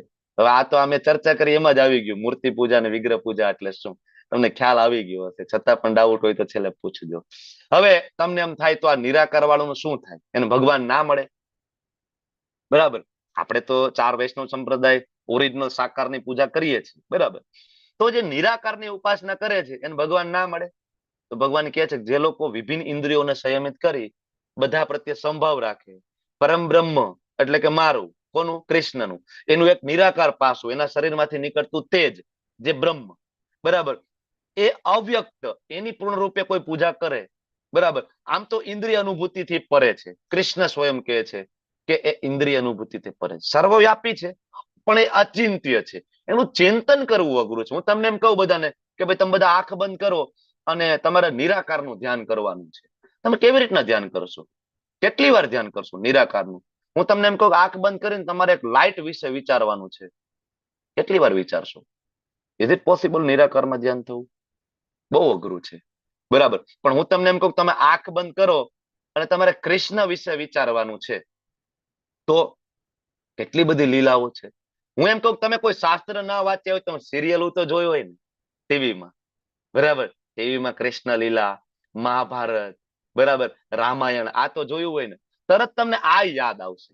બરાબર, કૃષ્ણ નાના હતા, બરાબર, માખણ ચોરી કરતા હતા, ગોપીઓ પકડી લેતી, દામોદર લીલા, બરાબર, માતા યશોદા લાકડી લઈને પાછળ દોડતા, કઈ ને કઈ યાદ આવશે તમને. પણ નિરાકારને કઈ રીતના યાદ કરવું?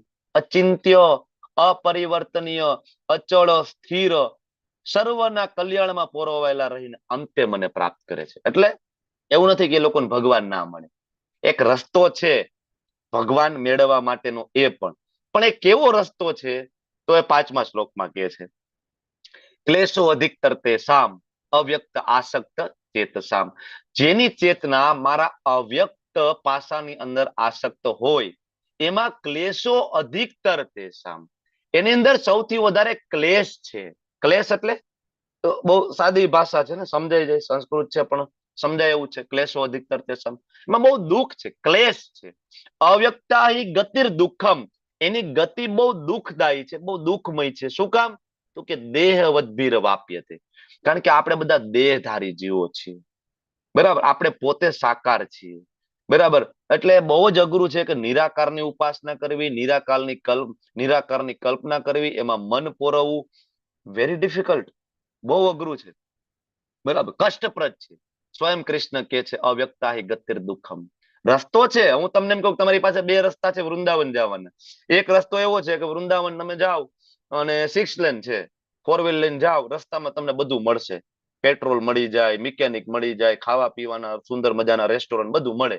6 લેન છે, તમે પહોંચી જશો 12 કલાકમાં, બરાબર, એક જ રસ્તો.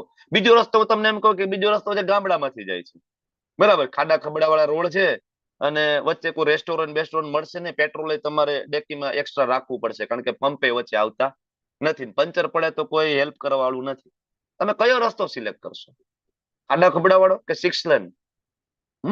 બરાબર ને? કારણ કે આ કળિયુગનો યુગ ધર્મ નથી.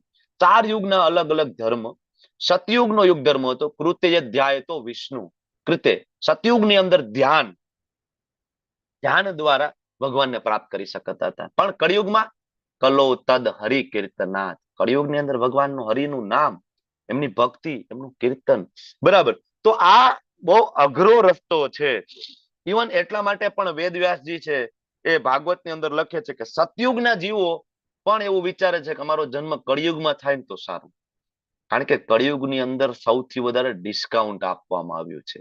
ભગવાનને પ્રાપ્ત કરવાની જે પદ્ધતિ છે, મોસ્ટ ડિસ્કાઉન્ટેડ યુગ છે આ, બરાબર, પણ આપણે કદર નથી. ઓકે, તો આ નિરાકરવાળી ઉપાસના એ અઘરી છે. તમે વિચાર કરો કે એમાં કઈ રીતના પૂજા કરવાની, કોને ભોગ લગાડવાનો, શેની પૂજા કરવાની, ઇન્દ્રિયોને ક્યાં લગાડીશું? જીભને તો ટેસ્ટ આવવાનું ને. ઘણા એવા સંપ્રદાય છે કે બધું ભેગું કરીને પાણી નાખીને ટેસ્ટ વગરનું ખાય, બહુ અઘરું છે. એના કરતા હું તમને એમ કહું કે કૃષ્ણને 56 ભોગ લગાડેલો છે, અને એ ભોગને ઓનર કરવાનું છે. મતલબ મારા કૃષ્ણનો પ્રસાદ છે એટલે મારે ખાવાનું. ભલે શરૂઆતમાં આપણે ટેસ્ટ માટે એમાં પણ ખાઈએ, પણ ધીમે ધીમે તમને ખબર પડી જાય, નહીં, મારા ભગવાનનો ભોગ છે એટલે મારે લેવો પડે, અલગ અલગ ટેસ્ટ. તો કયું ઈઝી પડે? બધું ભેગું કરીને રગડો કરીને ખાવું, કે પછી અલગ અલગ 56 ભોગ ખાવા? ઇન્દ્રિય, બરાબર, એ ભગવાનની સેવામાં લગાડવાની છે. ઇન્દ્રિયનો નિગ્રહ આપણી જાતે કરીશું, ધેટ ઇઝ ઇમ્પોસિબલ. ભગવાને આગળ પણ કીધું છે કે શક્ય નથી, બરાબર. માયાદેવી બહુ જ અઘરી છે. તમે એમ વિચારશો કે ના, હું માયાદેવીને હું પોતે પરાસ્ત કરીશ, તો ભગવાને આગળ લગભગ 9મા અધ્યાયમાં શ્લોક કીધો ને, દેવી યશામ ગુણમયી મમ માયા દુરતયા મામે વય પ્રપદ્યંતે માયા મે તમ તરંતિ, બરાબર. કે ભાઈ માયાદેવીને તમે જાતે પરાસ્ત નહીં કરી શકો. તમને એવું લાગે કે હું માયાથી પરે થઈ જાઉં, નહીં, મામે વય પ્રપદ્યંતે, જે મારા શરણે આવશે, માયા મેં તમ તરંતિ, એને માયા છોડી શકશે, કારણ કે માયા કૃષ્ણની અંડરમાં કામ કરે છે, કૃષ્ણની દેખરેખમાં કામ કરે છે. એટલે આ લોકો ઘણી વખત તમે જો આવું વૈરાગ્ય ને આવું તપ કર્યા પછી પણ ફસાઈ જતા હોય છે, માયામાં ફસાઈ જતા હોય છે, પતન થતું હોય છે. અને આમ પણ મૃત્યુ પછી અને મૃત્યુ સમયે ભગવાનનું સ્મરણ નથી થતું, બરાબર. એટલે પણ ભગવાન 8મા અધ્યાયમાં કીધું હતું, અંશ કાલે તો મામેવ સ્મરણ મુક્ત્વા કલેવરમ, કે મૃત્યુ સમયે મારું સ્મરણ થાય તો ભગવત ધામ પ્રાપ્ત થાય, ભગવાનનું સ્મરણ ના થાય, કાંઈ આખી જિંદગી ના કર્યું એટલે છેલ્લે ના થાય, બરાબર, તો એનું ભગવત ધામ નથી મળતું. કદાચ પુણ્ય કર્મ સારા કર્મ કર્યા હોય તો સ્વર્ગ મળી જાય, ઉપરના લોક મળી જાય, પણ એનો કોઈ ફાયદો નથી સરવાળે, જેની આપણે 8મા અધ્યાયમાં ચર્ચા થઈ ગઈ. એટલે આ જાણવું બહુ જરૂરી છે, સાકાર કે નિરાકાર. ઓકે, તો હવે જે નિરાકાર વાળાને તો ભગવાન મળે પણ બહુ દુઃખ વાળું છે. આ વાત થઈ ગઈ આપણે. હવે ભગવાન એમ કે છે તો સાકાર વાળા હોય એના માટે શું ફેસિલિટી છે? તો ભગવાન કે છે યેતુ સર્વાણી કર્માણી મયી સંન્યસ્ય મત પરા, કે ભાઈ જે પોતાના સર્વ કર્માણી, સર્વ કર્મ કોના માટે? મયી, મારા માટે, બરાબર, બધું જ અનન્ય ને એવ યોગેન, ફરીથી ભગવાને કીધું કેવી ભક્તિ?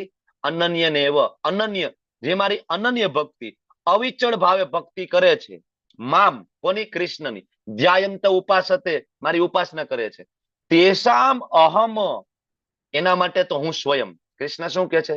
તેસામ અહમ સમુદ્રતા મૃત્યુ સંસાર સાગરાત, એના માટે હું સ્વયં જ એને મૃત્યુ સંસારના સાગરમાંથી ઉપાડીને વૈકુંઠમાં મૂકી દઈશ. એને પોતાને ચિંતા કરવાની જરૂર નથી, એને પોતાના પ્રયત્નની ચિંતા, એને ખાલી ઈચ્છા જ કરવાની છે, પ્રયત્ન કરવાનો છે, બાકી હું બધું જોઈ લઈશ. સ્વયં કૃષ્ણ કે હું આવું છું, સ્વયં. એક વખત એક રાજા અને એક મંત્રી નદી કિનારે ચાલ્યા જતા હતા, તો એક નાનું બાળક નદીમાં પડી ગયું. તો રાજાએ તરત કીધું સૈનિકો બચાવો બાળકને. સૈનિકોએ તરત કુદાકો માર્યો, બાળકને કાઢી લીધું. થોડાક દિવસ થયા તો એ રાજા, મંત્રી અને રાજાનું પોતાનું બાળક હતું, બરાબર. હવે એ રાજાનું પોતાનું બાળક પડી ગયું નદીમાં. તો રાજાએ એવું ના કીધું સૈનિકો બચાવો, રાજાએ જેવા પહેરવેશમાં હતો એમ જ કુદાકો મારી દીધો નદીમાં, અને એના બાળકને બહાર કાઢી નાખ્યો. આ છે, આ ફરક છે. પિતા છે સ્વયં. આપણે 2 હાથ ઊંચા કરીએ છીએ ને હરે કૃષ્ણ મહામંત્ર બોલવા માટે, બરાબર, ખૂબ પ્રેમપૂર્વક પ્રાર્થના કરીએ છીએ, બરાબર. કૃષ્ણ સ્વયં આવે છે ગરુડ મહારાજ ઉપર બેસીને, અને આવેલા છે, બરાબર. હજારો ઉદાહરણ છે, શાસ્ત્ર ખોલીને જોઈ લો, ભક્તમાલની કથાઓ જોઈ લો, અને મને તમે એક ઉદાહરણ એવું પણ આપો નિરાકારની ઉપાસના કરી હોય ભગવાન સ્વયં આવ્યા હોય ને વિમાનમાં બેસાડીને લઈ ગયા હોય. લાવો હું તમને 1000 ઉદાહરણ આપું કે જેને ભક્તિ કરી છે એના માટે ભગવાન સાક્ષાત થયા છે, બરાબર. હજારોની માનવ મેદની વચ્ચે પણ ભગવાન આવ્યા છે, પ્રગટ થયા છે. નરસિંહ મહેતા હોય, સંત તુકારામ હોય કે મીરાબાઈ હોય, પરચાઓ આપેલા છે ભગવાને સ્વયં, બરાબર. તો સ્વયં ભગવાન એમ કહે છે કે તત્કાળ હું પોતે ઉદ્ધાર કરનારો છું. આ હું પોતે જ. એટલે આપણે વાંદરો હોય ને, વાંદરો, એનું જે બાળક અને બિલાડીનું બાળક, બરાબર. તમે જો વાંદરાના બાળક હોય ને, નાનું વાંદરું, એને આજુબાજુ કે જવું હોય ને તો એને વાંદરીને ચોટી જવું પડે, છાતી ચોટવું પડે, એને પોતાને ચોટવું પડે, તો જ વાંદરી એને બીજી જગ્યાએ લઈ જાય. વાંદરી એને પકડે નહીં. વાંદરી નાનું બાળક હોય ને ચોટી જવું પડે છાતી, કસીને પકડવું પડે. અને આ જ વસ્તુ તમે બિલાડીના બાળકમાં જોવો તો બિલાડીના બાળકે બિલાડીને ચોટવું ના પડે. એને નાના બાળકને જ્યાં લઈ જવું હોય ને બિલાડી આ રીતના પ્રેમથી પકડી ઉપાડી અને મૂકી દે. આ ફેર છે વાંદરાના બાળકમાં ને બિલાડીના. વાંદરાના બાળકે પોતે પ્રયત્ન કરવો પડશે, એમ નિરાકારવાદીઓ પોતે પ્રયત્ન કરવા પડશે. એની જેટલી ઇન્દ્રિય શુદ્ધ, એની જેટલી તપશ્ચર્યા, એનું જેટલું બ્રહ્મચર્ય, એની જેટલી સંભાવના જે કાંઈ હશે એના ઉપર એનું રિઝલ્ટ આધારિત છે. પણ બિલાડીનું બચ્ચું એટલે વૈષ્ણવ. આપણે ખાલી ભગવાન ઉપર આધાર છે. ભગવાને જે કીધું છે, ભાઈ એમના પાર્ષદે જે કીધું છે નિયમનું પાલન કરશું. 4 નિયમો, 16 માળા, સતત કીર્તન, બરાબર, બસ મંગલા આરતી આ કરીએ. આધાર કોના ઉપર? કૃષ્ણ. એ જોઈ લેશે. અમારે ચિંતાનો વિષય નથી કે અમારે અહીંથી નરકમાં જવું પડશે, સ્વર્ગમાં જવું પડશે, ધામ મળશે, એ ટેન્શન નથી. એ કોણ જોવે છે આપણું બધું? કૃષ્ણ જોઈ રહ્યા છે. ઓકે, આગળ હવે અલગ અલગ સ્ટેજ છે. ભક્તિ તો કરવાની. આગળ ભગવાને કીધું કે ચાલો કે ભાઈ ભક્તિ જે કરશે અનન્ય ને એવો યોગ્ય હશે તો હું આવીશ. તો ભગવાન ભક્તિમાં કઈ સ્ટેજ છે અલગ અલગ પ્રકારના? તો સૌથી ઉપરની ભક્તિને કહેવાય અનન્ય ભક્તિ. અનન્ય એટલે કેવી? અન્ય કોઈની નહીં, માત્ર કૃષ્ણ. બાકી બધાને માન સન્માન થાય પણ ઉપાસના કૃષ્ણની થાય. અનન્ય ને અનન્ય ભક્તિ. બીજા નંબરની સાધના ભક્તિ. ત્રીજો નંબર નિષ્કામ કર્મયોગ આવે, જે અમુક પંથ સંપ્રદાય ફોલો કરતા હોય છે. નંબર ત્રીજો છે. ચોથો નંબર સકામ કર્મયોગ છે, એને છોડવાની વાત છે. પાંચમો ધ્યાન યોગ અને છેલ્લે જ્ઞાન યોગ. ઘણા બધાને એમ થાય કે હિમાલયમાં જઈને ધ્યાન કરવું ને, બરાબર, એ બહુ શ્રેષ્ઠ હશે, પણ 5મા નંબર ઉપર આવે છે ભક્તિની સીડીમાં. અને કોઈને એમ થાય કે વેદો વાંચી લઈને બધા શ્લોકો મોઢે કરી નાખીશ, છેલ્લા નંબર ઉપર આવે છે જ્ઞાનને છેલ્લા નંબર ઉપર મૂક્યો છે. હું નથી કહેતો, કૃષ્ણ આગળથી હવે જે શ્લોક ચાલુ થાય છે એના છે. 8મા શ્લોકમાં અનન્ય ભક્તિ વિશે ભગવાન કહે છે. શું કહે છે? મય્ય એવ મન આદસ્વ મયી બુદ્ધિ નિવેશય, કે જે મારામાં મન લગાડી દે, ચિત્ત મારામાં લાગે, બરાબર, મયી બુદ્ધિ નિવેશ, તારી બુદ્ધિ મારામાં પરોવી દે, ભગવદ ગીતા વાંચ, બુદ્ધિ લગાડે એમાં, તો આવું તું કરીશ ને તો મારામાં નિવાસ કરીશ, એમાં કોઈ સંદેહ નથી, તું મારા ધામમાં પાછો આવી જઈશ. આ સૌથી ઉપરની ભક્તિ. મન કેમાં લાગેલું?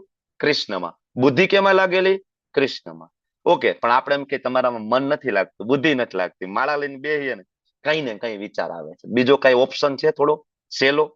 તો કૃષ્ણ તરત એમ કે છે ચાલો, એ નથી થતું, એક કામ કર, સાધના ભક્તિ, વૈધિ સાધના ભક્તિ, બીજો ઓપ્શન આપ્યો કૃષ્ણ. શું કે છે?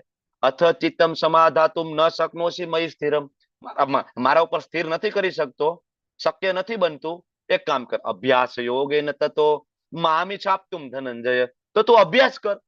શેનો અભ્યાસ કરવાનો છે? પ્રેક્ટિસ કરવાની છે. શેની?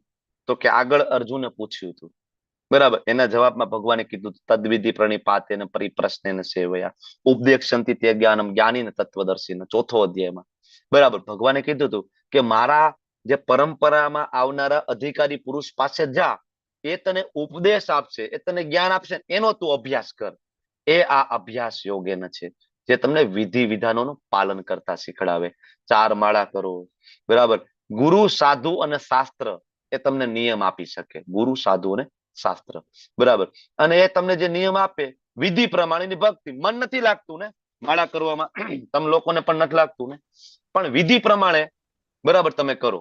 શરૂઆતમાં ચાલો 7 મિનિટની માળા, પછી ભોગ લગાડવો, ફૂલ ચડાવવા, એકાદશી નો ઉપવાસ, શાસ્ત્રમાં લખ્યું છે, પદ્મ પુરાણ ની અંદર ભરી ભરીને વર્ણન છે, બરાબર.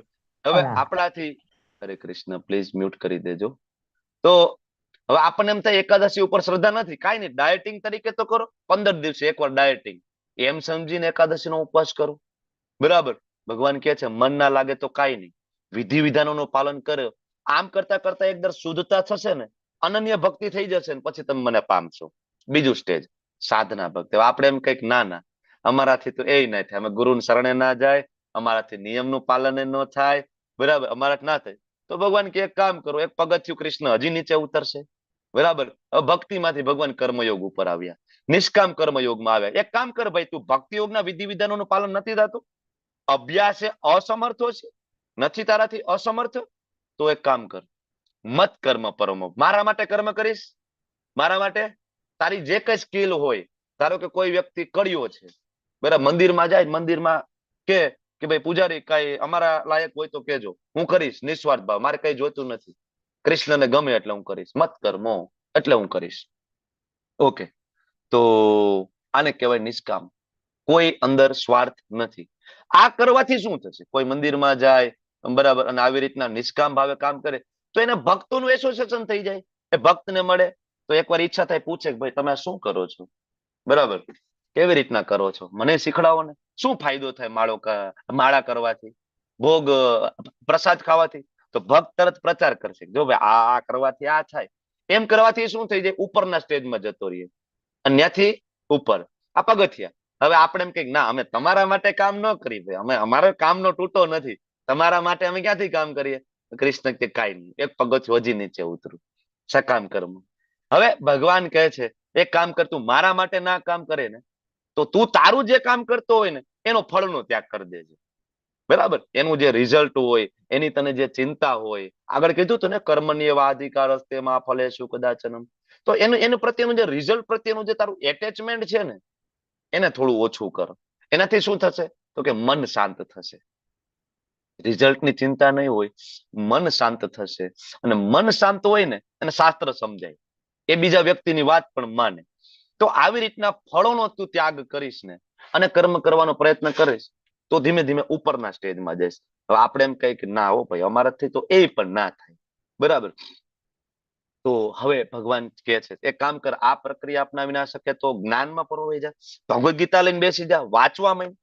જો કે જ્ઞાન કરતા ધ્યાન શ્રેષ્ઠ છે, મેડિટેશન, ધ્યાન છેલ્લે મૂક્યું છે, ઉપર તો ભક્તિ આવી ગઈ, આ તો માનતા નથી એટલે છેલ્લે તો હવે કે છે એક કામ કરે, ધ્યાન કરતા પણ કર્મ ફળનો ત્યાગ જ બરાબર છે. જગતમાં રહો, કર્મ કરો અને કર્મ ફળનો તમે ત્યાગ કરી દો. આ વધારે બેટર છે, ભગવાન કહે છે, જેનાથી મનની શાંતિ પ્રાપ્ત થશે અને છેલ્લે ભગવત ધામ પ્રાપ્ત થાય. તો વિચાર કરો કે કૃષ્ણ કેટલું ડિસ્કાઉન્ટ આપે છે, આનાથી વધારે કેટલું ડિસ્કાઉન્ટ આપશે. અનન્ય ભક્તિ ના થાય તો વૈધિ સાધના ભક્તિ, એ ના થાય તો નિષ્કામ કર્મયોગ, એ પણ ના તમે કરી શકો તો સકામ કર્મના ફળ પ્રત્યેની આસક્તિને ઓછી કરો, છોડો. બરાબર, તમે જે કરતા હો કૃષ્ણ માટે ન કરો તો તમે તમારા માટે કરો. તમને એમ થાય નિષ્કામ કર્મયોગ છે, તમે એમ કહો કૃષ્ણ માટેનું. અહીંયા જે નિષ્કામ કર્મયોગ છે કૃષ્ણ માટેની વાત હતી કે મંદિરમાં જઈને કૃષ્ણની સેવા કરો. પણ તમને એમ થાય કે ના, કૃષ્ણની સેવા ન કરું તો ભગવાન એમ કહે છે કે ભાઈ તને એક કામ કર ને, તું જે કઈ દાન કરતો હોય, પુણ્ય કરતો હોય, બરાબર, એમાં ફળની આસક્તિ કાઢી નાખજે. કૃષ્ણ વગરનો નિષ્કામ, બે પ્રકારના નિષ્કામ યોગ છે, જેમાં કૃષ્ણ છે એ તો ઓલરેડી ભક્તિ યોગના પંથે ચાલે છે, બરાબર, અને એકમાં કૃષ્ણ નથી, એ ખાલી કર્તવ્ય સમજીને કર્મ કરવાની વાત છે. તો ફળના જે બંધનો છે એ ભોગવવા નહીં પડે. આપણે એમ કઈક ના, એ ના થાય તો ભગવાન કે જ્ઞાન યોગ, બરાબર, એ ના થાય ભગવાન કે ધ્યાન યોગ. કાંઈક તો કરી લે ભાઈ, ક્યાં સુધી હેરાન થાય, ક્યાં સુધી દુઃખી થાય, ફરીથી આવી જતા. કેટલી ભગવાનને આતુરતા છે આપણને ત્યાં લઈ જવા માટે. આપણે કે ના, હમ નહીં સુધરેંગે, અમે સુધરશું નહીં, અમે આમાંથી કાંઈ કરશું નહીં. હવે શું કરે, સાક્ષાત આવીને હાથ પકડીને લઈ જાય તો થાય. ઇવન તોય જવા તૈયાર નથી. તમને ખબર છે, કદાચ તમને એવું લાગે, હું તમને બધાને એમ કહી દઉં ક્લાસ ચાલુ છે, અત્યારે 12 શેરીમાં વિમાન આવીને ઉભા રહી જાય ભગવાનના, બરાબર, અને એમ કહી દે કે હાલો કલ્પેશ પરમાર પ્રભુ જવું છે, ભાવિન પ્રભુ વિમાન આવી ગયા છે અને ધામમાં જવાનું છે. પેલા વિચાર આવે, ઘરે પૂછવાનું બાકી, પેલો ઘરે કેતો આવું, બરાબર ને, થોડુંક કામ બાકી પેન્ડિંગ છે, પેલા કરતો આવું. આપણી આ હાલત છે. તમે લોકો ભક્ત છો, તમે કદાચ ના ન પાડો, પણ સંત તુકારામ ની જે જીવની છે, જે કથા છે, એમાં ખરેખર જયારે વિમાનો આવ્યા અને સંત તુકારામ ગયા પૂછવા ઘરે એમના પત્નીને, ગામ, એકચ્યુઅલી બહુ દયાળુ હતા સંત તુકારામ. એમને એમ તો બધાને લઈને જાય, આપણે એકલો શું કામ જાય. સંત તુકારામ ગયા બધાને કહેવા માટે કે હાલો વિમાન આવ્યા છે, કે બેહો, કાંઈ જવું નથી, કે આપણે હજી કેટલું કામ આયા, એ મરવાનો ટાઈમ નથી, એની પત્ની કહે છે. સંત તુકારામ બિચારા પછી એકલા ગયા. આપણી તો આ હાલત છે. સાક્ષાત કહે છે ભગવાન તેડવા આવે તો નથી દેવું, સુધરવું જ નથી પછી શું થાય. હા, તો હવે ભગવાનને કેવા ભક્ત ગમે છે, આગળના જે શ્લોક છે એ ભગવાન આપણામાં કેવા ગુણોની ઈચ્છા રાખે છે એની વાત છે. તો ભગવાન કહે છે જે મનુષ્ય કોઈનો દ્વેષ નથી કરતો એ મને ગમે છે, જીવ માત્ર પ્રતિ દયાળુ, કોઈ ભેદભાવ નહીં, જીવ માત્ર પ્રતિ દયાળુ, કોઈ ભેદભાવ નથી, કોઈ જાતિ જ્ઞાતિ, ઇવન વૈષ્ણવને તો પશુ પ્રત્યે પણ દયા. મનુષ્ય જાતિની તો આખી વસ્તુ જ જુદી થઈ ગઈ, બરાબર. મેં તમને આની પહેલા ઘણી વખત સમજાવ્યું કે તમે કોઈને વૈષ્ણવ બનાવી દો ને, આનાથી મોટું આ સમાજનું, આ દેશનું કોઈ બીજું કલ્યાણ જ નથી. કારણ કે જયારે તમે કોઈને વૈષ્ણવ બનાવો છો ને, એ પ્યોર ભક્ત બની જશે ને, કૃષ્ણ ભક્ત, તો એની અંદર બાકીની બધી જે ક્વોલિટી બાય પ્રોડક્ટ, બરાબર, એની મેળે મેળે ડેવલપ થશે. એ કોઈ દી ખોટું કામ નહીં કરે, ક્રાઇમ નહીં કરે, રેપ નહીં કરે, ચોરી નહીં કરે, તો દેશ સેવા થઈ ને, બરાબર. બંધારણનું પાલન કરશે, દેશ સેવા થઈ ને. વૃક્ષોને કાપશે નહીં, નદીઓમાં કચરો નહીં નાખે, ગંગાજીમાં સ્નાન કરવા જશે તો ભક્ત કોઈ દી શેમ્પુ દઈને ગંગાજી ના નાય, ગેરંટી, બરાબર. પેલા દંડવત પ્રણામ કરે, બરાબર. 7 વખત ડૂબકી મારીને ભક્ત બહાર નીકળી જાય ને, આવી રીતના તરે નહીં, બરાબર, કે ના ના સ્વિમિંગ પુલમાં નથી આવ્યા આપણે, સાક્ષાત દેવી છે, માં છે, ખબર છે કઈ રીતના શું કરવાનું છે. તમે જયારે કોઈને ભક્ત, શેરીમાં નીકળે ને વૈષ્ણવ, બાજુમાં કૂતરો જતો હોય એના ઉપર પણ દયા આવે, બરાબર, કે આ કોઈ કર્મોના કારણે આ યોનિ પ્રાપ્ત થઈ છે, બરાબર, એનું ભગવાનનું નામ બોલવું એના કાનમાં પડે તો કદાચ એનો ઉદ્ધાર થઈ જાય, બરાબર. જીવ માત્ર પ્રતિ દયાળુ ક્યારે તમે બનો, જયારે કોઈ વ્યક્તિ પ્યોર વૈષ્ણવ બને ત્યારે આ શક્ય બને. વૈષ્ણવ વજન તો તેને કહીએ જે પીડ પરાઈ જાણે, બરાબર, ત્યારે જ તે પીડ પરાઈ જાણી શકે, બાકી કહેવાય, બાકી બધી વાતો જ થાય છે. ઓકે, તો જે પોતાને સ્વામી માનતો નથી, હું જ બધું કરું છું, નહીં, સ્વામી નથી માનતો, મિથ્યા અહંકારથી રહી, સુખ દુઃખમાં સમાન રહે છે, સહિષ્ણુ, સદા સંતુષ્ટ, આત્મસંયમી, ઇન્દ્રિય ઉપર કંટ્રોલ છે. રિસેપ્શનમાં ગયા હોય ને 56 પ્રકારની આઈટમ હોય ગોઠવેલી, પણ ભક્તને ખબર છે કે આમાં ડુંગળી લસણ છે, અને આ જેના દ્વારા બનાવ્યું છે ને એ ભાઈ 2 દિવસથી નાયા નથી, એટલે આપણે અહીંયા કઈ ખાવાનું થતું નથી. આ ભક્તની ઇન્દ્રિય છે, આ ભક્તનું આત્મસંયમ છે. ભૌતિક માણસ હોય તો બરાબર ને, એક પછી એક બધી આઈટમ ટ્રાય કરે. ભક્ત જોઈ લે કે ભાઈ નહીં, આપણે હાજરી પુરાવાની હતી, હાજરી પુરાવી લીધી, કે ફ્રૂટ નું કાઉન્ટર ગોઠવું છે આ લોકોએ, ફ્રૂટ વાળું કાઉન્ટર, આટો મારી લઈને ફ્રૂટ ની પ્લેટ લઈને હાલતા. આત્મસંયમ તથા દ્રઢ નિશ્ચય પૂર્વક મારામાં મન તથા બુદ્ધિ, મન બુદ્ધિ કોનામાં? ભગવાનમાં સ્થિર કરે છે. ભક્તિ પર આવો ભક્ત મને બહુ પ્રિય છે, ભગવાન કહે છે. કોઈને કષ્ટ આપતો નથી, અન્ય કોઈના કારણે અસ્વસ્થ ના થાય, સુખ દુઃખમાં, ભય ચિંતામાં બધી જગ્યાએ સંભાવ. આવો ભક્ત મને બહુ પ્રિય છે. કોઈને કષ્ટ નથી આપતો. દેવોના દેવ મહાદેવ અને માતા પાર્વતી બાજુમાં બેઠા છે, અને શ્રીમદ ભાગવતમની કથા ચાલુ છે. શ્રીમદ ભાગવત પુરાણની અંદર આનું વર્ણન છે. શિવજી ભાગવતમ લઈ રહ્યા છે, ક્લાસ લઈ રહ્યા છે. સામે નારદજી ક્લાસમાં આવ્યા છે, કેટલા બીજા બધા ઋષિમુનિઓ પણ ક્લાસ એટેન્ડ કરી રહ્યા છે. બરાબર. એમાં ઉપર એક તમે જો મહેલ જેવું દેખાય છે, એકચ્યુઅલી વિમાન છે. ચિત્રકેતુ મહારાજનું વિમાન ત્યાંથી નીકળે છે અને જોવે છે માતા પાર્વતીને શિવજીની બાજુમાં બેઠેલા. તો ચિત્રકેતુ મહારાજ સ્માઇલ આપે, હસે છે. એકચ્યુઅલી એટલા માટે હસે છે કે આહા, મહાદેવી કે આટલું સુંદર કથા કરતા હોય, આનો રસ તો કેટલો ઉત્કૃષ્ટ હશે. બરાબર. અને એકચ્યુઅલી માતા પાર્વતી આ જોવે છે, તો માતા પાર્વતીને એમ થાય છે કે આ અમારા ઉપર હસે છે, ચિત્રકેતુ છે. કારણ કે હું શિવજીના કહેવાય ખોળામાં બેઠા હતા માતા પાર્વતી, બરાબર, અડધા ખોળામાં. તો એને એમ કે આ હસે છે, હું આ રીતના બેઠી છું. તો માતા પાર્વતી શ્રાપ આપી દે છે. બરાબર. અને કે તને હસવાનો બહુ શોખ છે ને, જા તારો જન્મ રાક્ષસ યોનીમાં થશે, અસુર બની જા. તો નીચે ઉતર્યા ચિત્રકેતુ મહારાજ, દંડવત પ્રણામ કરે છે. બરાબર. શિવજીને, માતા પાર્વતીને, કે કઈ વાંધો નહીં, તમારા જે શ્રાપ છે એ મારા મસ્તક ઉપર હું ધારણ કરું છું. એક કૃપા કરજો કે મારી કૃષ્ણ ભક્તિ છે એ મને યાદ રહે એ જન્મમાં પણ. માતા પાર્વતી તથાસ્તુ. એ જ જે ચિત્રકેતુ મહારાજ છે એ આગળના જન્મમાં અસુર બન્યા. કયા અસુર બન્યા? કૃષ્ણ લીલામાં આવે છે, બોલો. વૃત્રાસુર. વૃત્રાસુર બન્યા. અને આજે પણ ભાગવતમની બધી સ્તુતિઓમાં વૃત્રાસુરની સ્તુતિઓનું પણ નામ આવે.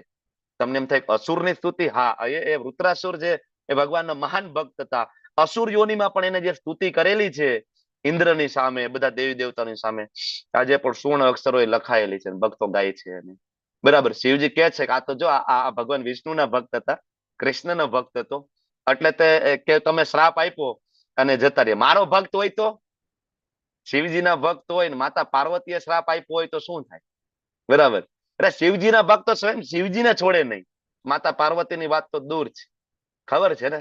ભસ્માસુર, એનું બીજું નામ છે વૃક્કાસુર, એનું નામ વૃક્કાસુર છે. ભસ્માસુર ખબર છે ને? શિવજીને કહે છે, પ્રસન્ન કરે છે. શિવજી કે બોલ શું જોઈએ છે? તો કે જેના ઉપર હાથ મૂકો એ ભસ્મ થઈ જાય. તથાસ્તુ. તો કે પહેલી ટ્રાય કોના ઉપર? તો કે તમારા ઉપર જ કરવાની છે. બરાબર. શિવજી ઉપર જ હાથ મૂકે. હકીકતે શિવજીનું મૃત્યુ થઈ શકે નહીં. બરાબર. શિવજી દોડે છે પાછળ રૂકા. શું કામ શિવજી દોડે છે? મૃત્યુનો ભય છે? નહીં. શું કામ દોડે છે? કારણ કે શિવજીએ પોતે અભયદાન આપ્યું છે. અને જો એ આવું કરશે તો એનું પોતાનું જ મૃત્યુ થવાનું છે. કોનું? વૃકાસુરનું. તો એક તો વરદાન આપ્યું અભયદાન, કે અભયદાનનું, અને પાછું મૃત્યુ કરનાર પણ શિવજી, બરાબર, એમાં નિમિત્ત બનશે. એટલે શિવજી એવું ઈચ્છતા નહોતા કે મારા કારણે આનો વધ થાય, કે આ મરે. પણ આ સમજવા તૈયાર નથી. પાછળ દોડે છે, તમને મારી નાખું ને પછી તમારી પત્ની પાર્વતીજી હું લગ્ન કરી લઉં. બરાબર. શિવજીને ખબર હતી કે ભગવાન વિષ્ણુ આવશે ને આનો વધ કરશે, અને મેં આને અભયદાન આપ્યું. બરાબર. તો હું વરદાન દઉં અને મારા કારણે મરે તો એ તો મારો ધર્મ લાજે. એને તો પોતાનો ધર્મની કોઈ ચિંતા નથી. ભસ્માસુરને એના પોતાના ધર્મ એ કઈ લેવા દેવા નથી, તો મૂર્ખ છે. બરાબર. પણ મારો ધર્મ લાજે ને, એટલે શિવજી દોડે છે. ઘણા બધાને એમ છે શિવજી શું કામ દોડે છે? પણ શિવજી થોડા મરવાના છે, અજન્મા છે, એનો કોઈ જન્મ નથી, એનો મૃત્યુ નથી. પણ એ ઈચ્છતા નહોતા કે આનું મૃત્યુ થાય. ભગવાન વિષ્ણુ પ્રગટ થાય, કૃષ્ણ પ્રગટ થાય, લીલાઓ કરે છે, પછી એનો વધ થાય. આ એના ભક્તો છે, શિવજીના. ખબર છે? શિવજી કહે છે. ઓકે. આગળના શ્લોકમાં ભગવાન કહે છે કે જે ભક્ત પ્રવૃત્તિના સામાન્ય ઘટનાક્રમ ઉપર અવલંબિત નથી, સવારથી 8 વાગે નીકળી જાય, રાત્રે 8 વાગે આવીએ, પૈસા પૈસા પૈસા પૈસા પૈસા સિવાય બીજું કોઈ વાત નહીં, જે આખું જગત કરે છે એને સામાન્ય ઘટનાક્રમ કહેવાય. આના ઉપર અવલંબિત નથી. 8 કલાક પૈસા કમાવાના, 8 કલાક બરાબર પોતાનું ઊંઘ, જમવાનું, આ તે બધું, અને 8 કલાક છે એ ભગવાનની ભક્તિ. આ કરવાનું છે. ઓકે. જે પવિત્ર છે, મારો ભક્ત પવિત્ર છે, બરાબર. કોણ કે છે? ઘણા બધા એમ કે ક્યાં કહ્યું છે ભક્તિ છે સ્નાન કરીને મંદિરે જવું જોઈએ, બરાબર, ચોખ્ખા વસ્ત્ર પહેરવા જોઈએ, સૂચિનું ધ્યાન રાખવું જોઈએ. ભગવદ ગીતામાં ઘણી બધી જગ્યાએ સૂચિની ચર્ચા કરે છે.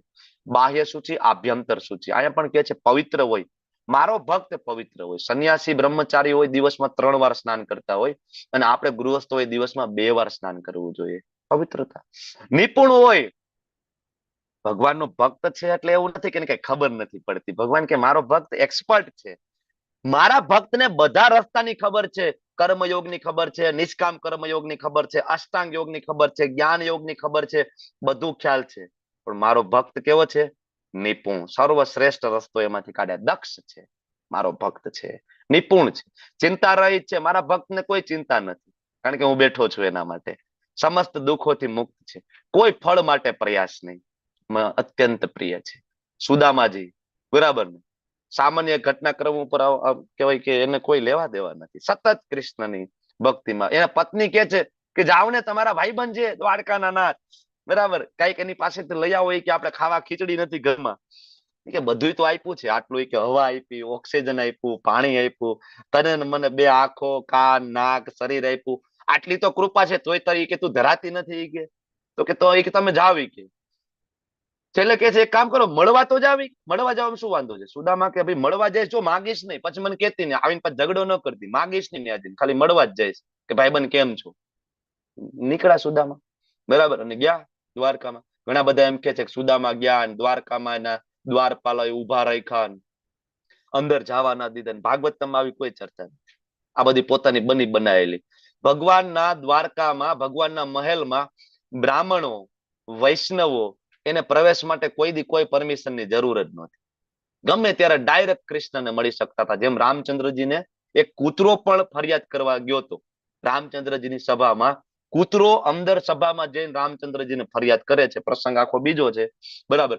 પણ આવું બધું બધા કેવું કથાકારો કહેતા હોય છે. પણ સુદામાજી ડાયરેક્ટ જ ગયા મહેલમાં.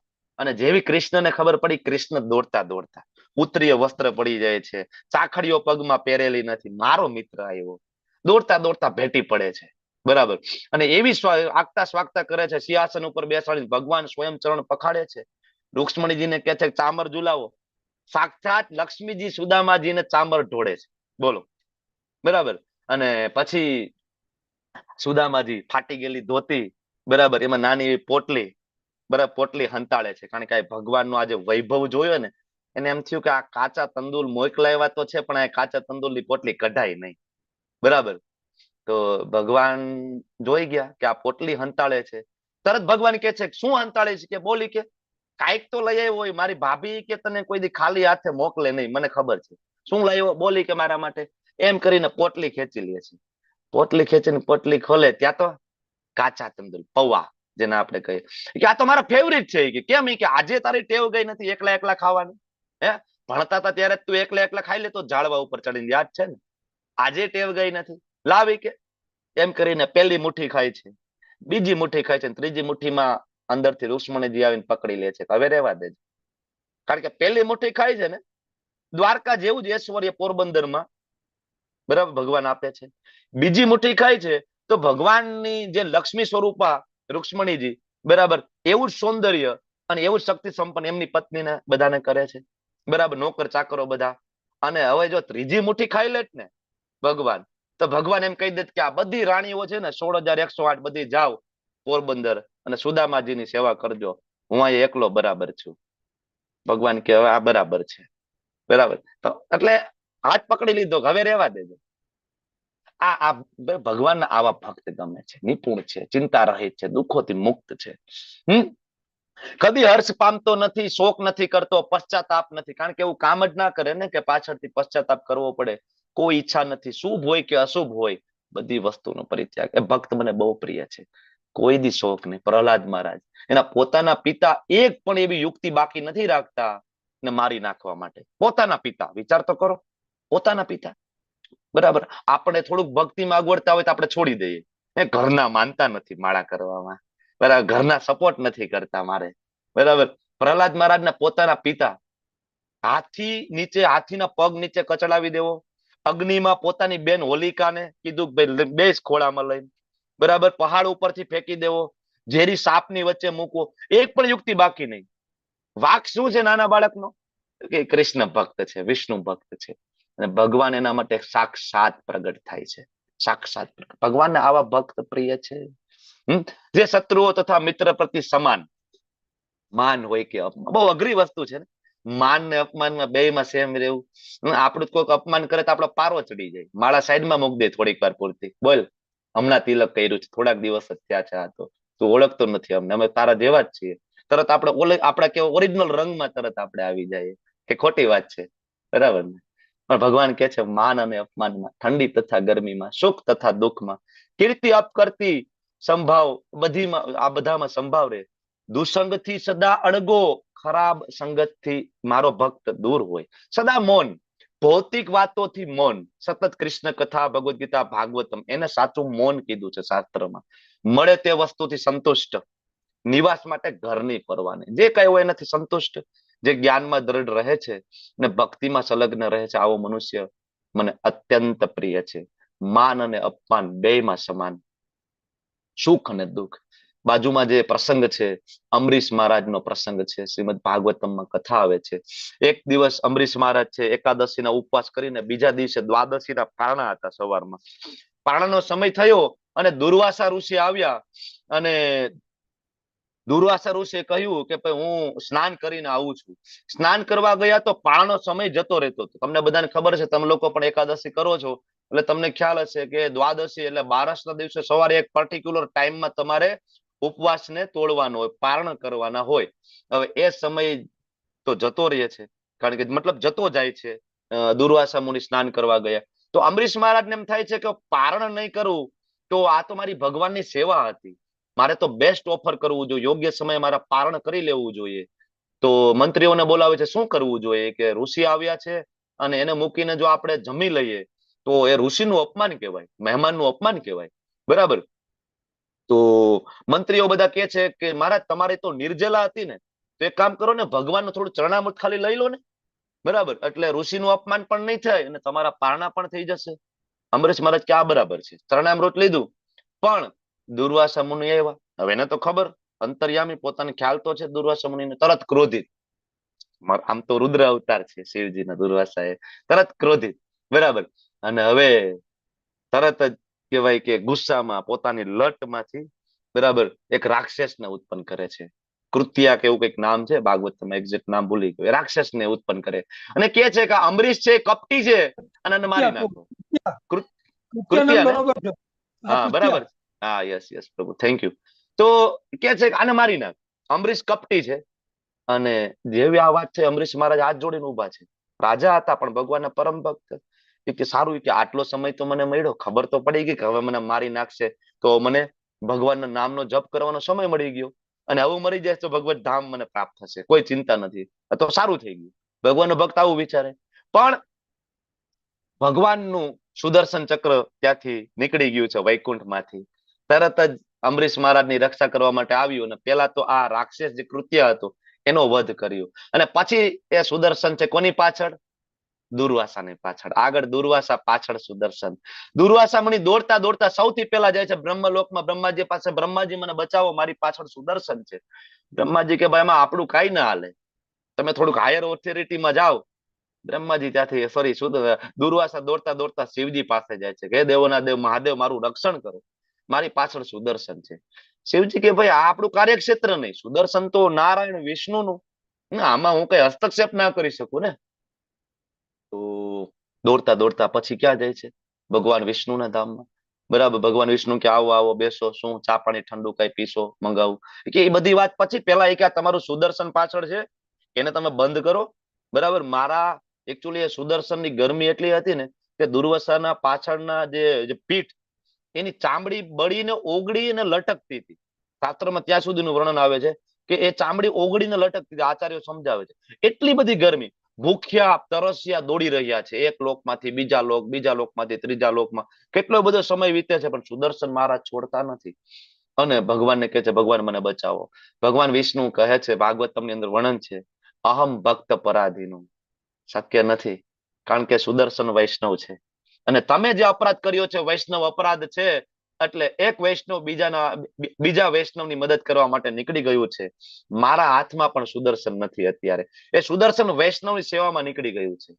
અહમ ભક્ત પરાધીનો, હું તો મારા ભક્તો દ્વારા વેચાઈ જાઉં છું. જ્યારે કોઈ અનન્ય ભક્તિ કરે છે, હું તો એના દ્વારા વેચાઈ જાઉં છું. નરસિંહ મહેતા જયારે કેદાર રાગ વગાડે છે, સાક્ષાત દ્વારકાધીશને આવવું પડે છે એના પિતાજીનું શ્રાદ્ધ કરવા માટે. અહમ ભક્ત પરાધીનો.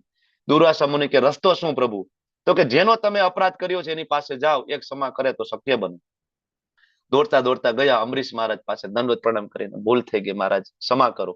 ત્યારે અમરીશ મહારાજ એમ કે છે કે આખી જિંદગીમાં પણ જો ક્યારેક સાચા મનથી ભગવાન તમારી ભક્તિ કરી હોય, જપ કર્યા હોય, માળા કરી હોય, તમે કાંઈ પણ એનું થોડું કઈ આપવા માંગતા હોય તો આ દુર્વાસાને જીવનદાન આપી દો. આ વૈષ્ણવ છે. આપણે હોય તો તેમ કે કાપી જ નાખી, કે દુર્વાસન કાપી જ નાખ અત્યારે, બે કટકા કર વચ્ચેથી, બરાબર ને? પણ હવે વૈષ્ણવ શું કે ના ના, જીવનદાન આપો. મારું બધું આખી જિંદગીનું ભક્તિનું ફળ હું આપી દેવા તૈયાર છું. આ વૈષ્ણવ કે બરાબર, મિત્ર હોય શત્રુ હોય સમાન, બરાબર ને? યોગી ભાન ભૂલે પણ ભક્ત ભાન ભૂલે નહીં. દુર્વાસા મુનિ કોણ છે? યોગી છે, ભક્ત ભાન ના ભૂલે. અને છેલ્લો શ્લોક આ અધ્યાયનો, જેઓ આ ભક્તિ યોગને અવિનાશી પંથનું અનુસરણ કરે. ભક્તિ યોગ કેવો છે? ફરીથી કહું છું, અવિનાશી. એક વખત આ જીવનમાં થોડી પણ ભક્તિ થઈ, કદાચ એ લેવલ સુધી તમે કે હું ના પહોંચ્યા કે આપણને વૈકુંઠ કે ગોલોકધામ પ્રાપ્ત થાય, તો પણ ગેરંટી છે, નેહાભિક્રમ નાશો સ્ત્રી પ્રત્યે વાયો ના વિદ્યતે સ્વ અલ્પમપ્યસ્ય ધર્મસ્ય ત્રાયતે મહતો ભયાત. શ્રીમદ ભગવદ ગીતા 2 અધ્યાય 40મો શ્લોક. ગેરંટી છે કે બીજો જન્મ મનુષ્યનો મળશે. એવી જગ્યાએ મળશે, 6થા અધ્યાયમાં કહ્યું છે કે જ્યાં તમને ભક્તિ કરવાનો અવસર પ્રાપ્ત થશે. અને અહીંયા ભક્તિ 5% એ પૂરી થઈ, 6% તમે ત્યાં ચાલુ કરશો. આવી ફેસિલિટી માત્ર ભક્તિ યોગમાં છે, બીજે ક્યાંય નહીં. ગમે એટલા વેદો વાંચી લો, શ્લોકો પોપટની જેમ કંઠસ્થ કરી લો, મૃત્યુ થઈ ગયું શૂન્ય. બીજા જન્મમાં પહેલેથી જ પાકા કરવાના થાય. પણ ભક્તિ યોગમાં એવું નથી. એટલે ઘણીવાર નાના નાના બાળકો પોપટની જેમ શ્લોકો બોલતા હોય ને, ભક્તના બાળકો, એ પૂર્વ જન્મમાં પાકા કરીને આવ્યા છે, એટલે એને યાદ છે અત્યારે. કારણ કે ભક્તિ યોગ અવિનાશી છે. અને મને પોતાનું સર્વોપરી ધ્યેય માની શ્રદ્ધાપૂર્વક પૂર્ણ રીતે મારામાં પરાયણ રહે ને, ભક્ત મને બહુ પ્રિય છે. શ્રદ્ધાપૂર્વક 100% પરાયણ કોનામાં? કૃષ્ણમાં. બાજુનો જે પિક્ચર છે એ સાઉથના એક બ્રાહ્મણ બિલ્વમંગલ ઠાકોર, ભગવાનના પરમ ભક્ત, બરાબર, ખૂબ જ સુખી સંપન્ન અને જમીનદાર બ્રાહ્મણના ઘરમાં જન્મ થયો. બહુ ધન સંપત્તિ હોય તો ક્યારેક ગોટાળે ચડી જાય, બરાબર, આપણે આજુબાજુમાં જોઈએ છીએ. એ થોડા ગોટાળે ચડી ગયા. એવા મિત્રો, એવી સંગત, બરાબર, ખોટા માર્ગે ગયા, દુર્વ્યસનો અને વેશ્યાઓ સાથેનો સંગ, આના બધાના કોન્ટેક્ટ. હવે એક દિવસ એવું એમના પિતાનું શ્રાદ્ધ હતું. અને શ્રાદ્ધની વિધિ તમને ખબર હશે કે શ્રાદ્ધમાં ભગવાન વિષ્ણુની પૂજા અર્ચના કરવામાં આવે, ભગવાન વિષ્ણુને ભોગ લગાડવામાં આવે. અને ભોગ જ્યારે પ્રસાદ બને, તુલસી પત્ર મૂકેલું હોય, પ્રસાદ બને, એ પ્રસાદ બધા બ્રાહ્મણોને પ્રેમપૂર્વક જમાડવામાં આવે યજમાન દ્વારા, બરાબર. અને બ્રાહ્મણ જ્યારે જમે, જેનાથી ભગવાન વિષ્ણુ પ્રસન્ન થાય. કારણ કે બ્રાહ્મણને શાસ્ત્રમાં ભગવાનનું મુખ કહ્યું છે. પણ કયા બ્રાહ્મણ? તો કે ભગવદ ગીતાના 18મા અધ્યાયમાં બ્રાહ્મણની જે ક્વોલિટી આપેલી છે એ જન્મથી નહીં, બરાબર, ગુણ કર્મ વિભાગ હશે. ચાતુર્ણમ મયા સૃષ્ટમ ગુણ કર્મ વિભાગ હશે. ભગવાન કે 4 વર્ણ આપ્યા છે, પણ ગુણ અને કર્મ મુજબ. જન્મ કોઈ શબ્દ શાસ્ત્રમાં આવતો નથી, એ આપણે બરાબર વિકૃત કર્યું છે. તો આવા જે બ્રાહ્મણ હોય એને તમે ખવડાવો તો જેથી ભગવાન પ્રસન્ન થાય. પણ હવે આ બિલ્વમંગલ ઠાકોરને તો ગણિકાને મળવા જવું હતું, ચિંતામણી વેશ્યાને. ટાઈમ નથી કે ભાઈ જલ્દી કરો, એ કે એવું હોય તો મને ટિફિન ભરી દો, આપણે ઉતાવળ છે. અને નીકળી ગયા, બરાબર. અને નદીને પેલે પાર ઓલીનું ઘર હતું, ચિંતામણીનું. પણ હવે આજે કોઈ બોટ નહીં, બરાબર. અને નદી બે કાંઠે, અંધરાધાર, વરસાદ ચાલુ. શું કરવાનું? જમ્પ મારી દીધો નદીમાં. જમ્પ મારીને તરતા તરતા પેલે પાર જવાનું નક્કી કર્યું. પણ તરતા તરતા વચ્ચે એક લાકડા જેવું મળી ગયું, લાકડાને પકડી લીધું. પકડીને નદીને ઓલી બાજુ પાર કરી લીધી. જેવી નદીને પાર કરીને જોયું ને, તો એ લાકડું નહોતું, ડેડ બોડી હતી, બરાબર. કોકની ડેડ બોડી, મળદું હતું, તરતું તરતું આવતું હતું. પકડીને હવે ત્યાં ગયા, દોડતા દોડતા ગયા, કાદવ કીચડ. જોયું તો દરવાજો બંધ, કારણ કે મોડું થઈ ગયું હતું. ચિંતામણી અંદરના રૂમમાં સુઈ ગઈ હતી. મોટો વરંડો હતો બહાર, એટલે બહાર કદાચ કોઈ રાડું નાખે તો અંદર સંભળાય નહીં, બરાબર.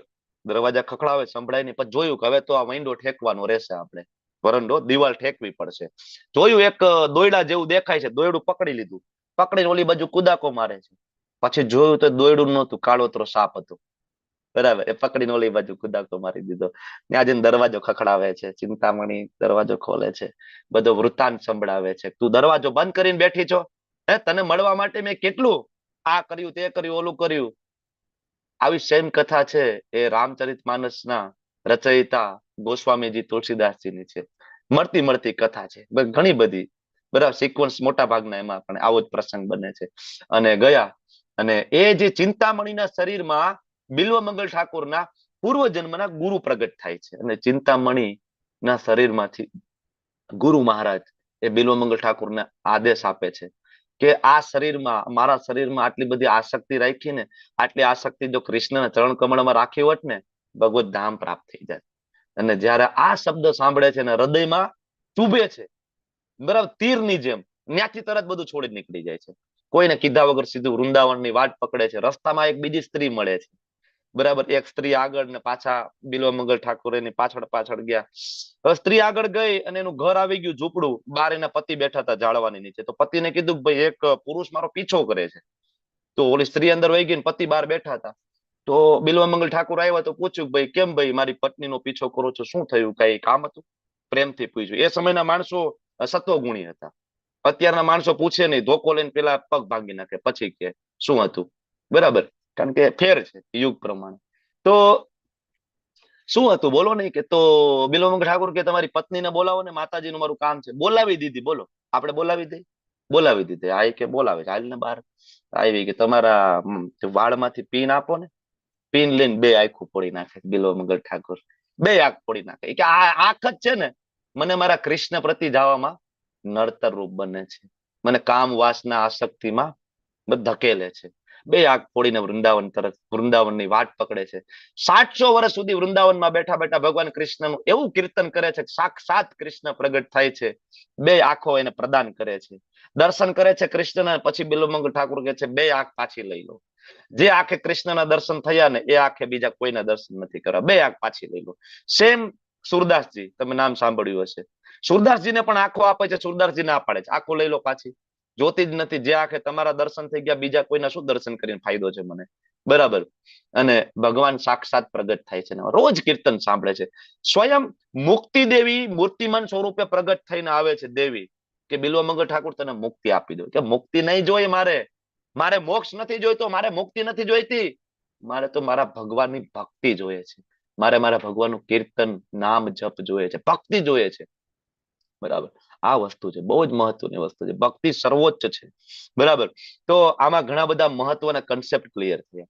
અને એક વસ્તુ અહીંયા એ પણ આવી કે તમે ધારો કે અનન્ય ભક્તિ નથી કરતા, સાધના ભક્તિ કરો. સાધના ના થાય તો તમે કૃષ્ણ માટે કંઈક કરો, બરાબર. તો એના અનુસંધાને મારે તમને બધાને એક નાની એવી રિક્વેસ્ટ કરવાની છે કે ઇસ્કોન મેંગલુરુમાં આપણા રાધા ગોવિંદજીનું સુંદર મજાનું મંદિર બની ગયું છે અને આખરી ઓપની અંદર છે મંદિર હવે.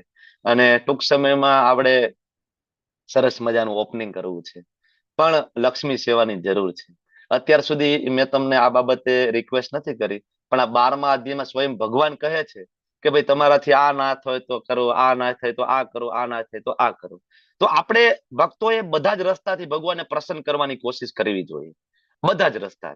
કોઈ ને કોઈ ભગવદ્ ગીતા વાંચીને જ્ઞાનથી ભગવાનને પ્રસન્ન કરીએ, આપણે આપણું કર્મ કરીને કૃષ્ણને પ્રસન્ન કરીએ, આપણે આપણા પાસે પૈસા હોય તો ભગવાનને થોડું દાન કરીને, બરાબર. ફૂલ નહીં તો ફૂલની પાખડી, બરાબર. સુંદર મજાનું મંદિર. એકચ્યુઅલી પેલા ભગવાન ડુપ્લેક્સમાં બિરાજતા હતા, નાનું 2 માળના મકાનમાં. પછી તમારા જેવા ભક્તોનો આગ્રહ હતો કે નહીં જમીન લઈ લો અને કઈક વ્યવસ્થા થશે, બરાબર. તો સુંદર મજાની જગ્યા લીધી અને ઘણું બધું બાંધકામ કમ્પ્લીટ એમાં થઈ ગયું, ઓલમોસ્ટ ડન છે બધું બાંધકામ. અને હવે અંદરનું જે બાકી છે એ બાકી છે. કિચનનું અમુક બાકી છે, ડીટી સર્વિસ, બરાબર, ગેસ્ટ રૂમની સર્વિસ, આ બધું બાકી છે. તો આવું સરસ મંદિર બનશે, જેવો ક્લાસ આપણે અત્યારે અહીંયા આપણે લઈ રહ્યા છીએ. અને કૃષ્ણની ઈચ્છા હશે અને તમે બધા પણ હૃદયમાં ઈચ્છા કરશો તો એક સમય આવી જ રીતના આપણે ઇસ્કોન મેંગલુરુના એ હોલની અંદર બેઠા હશું અને ભગવાનના પરમ ભક્ત નામાનિષ્ઠા પ્રભુજીની સાથે આપણે આ અધ્યાયને સમજવાની કોશિશ કરીશું, બરાબર. તો ફૂલ નહીં તો ફૂલની પાખડી, નાનામાં નાની સેવા છે 500 રૂપિયા પર મંથ, જેને સુદામા સેવા કહેવાય. 12 મહિના સુધી એ સેવા આપવાની હોય છે, બરાબર. 12 મહિના સુધી આપવાની હોય છે. કોઈ 500 દર મહિને ના કરી શકે. તમને એમ થાય કે અમને એવું બંધન તો અમારાથી નક્કી નહીં 500 દર વખતે. આમ તો 500 બહુ નાની રકમ છે. હું તમને કહું ને, 500 રૂપિયા તો આપણે છોકરાના કહેવાય કે અત્યારે સિટીમાં રહેતા હોય તો ચોકલેટોમાં ખર્ચો કરી નાખતા હોય છે. બરાબર, પાન માવા ખાવાવાળા જો કે તમને નહીં હોય, બાકી પાન માવા ખાવાડાનું બિલ તો આના કરતા 4 ગણું આવે દર મહિને. બરાબર, તો આવો ફાલતુ ખર્ચો ઘણો બધો આપણે કર્યો છે અને અત્યારે પણ કરીએ છીએ. 500 રૂપિયા એટલે હોટલમાં એક ટાઈમ જમવા જાવ ને તો 2 વ્યક્તિનું જમવાનું 500 રૂપિયામાં નથી આવતું સારી હોટલમાં એક ટાઈમનું. બરાબર, તો કૃષ્ણની પ્રસન્નતા માટે એવરી મંથ શક્ય હોય તો દર એકાદશી અથવા યાદ રાખો દર 1લી તારીખ, કઈ ને કઈ, અને એવરી મંથ 500 રૂપિયા.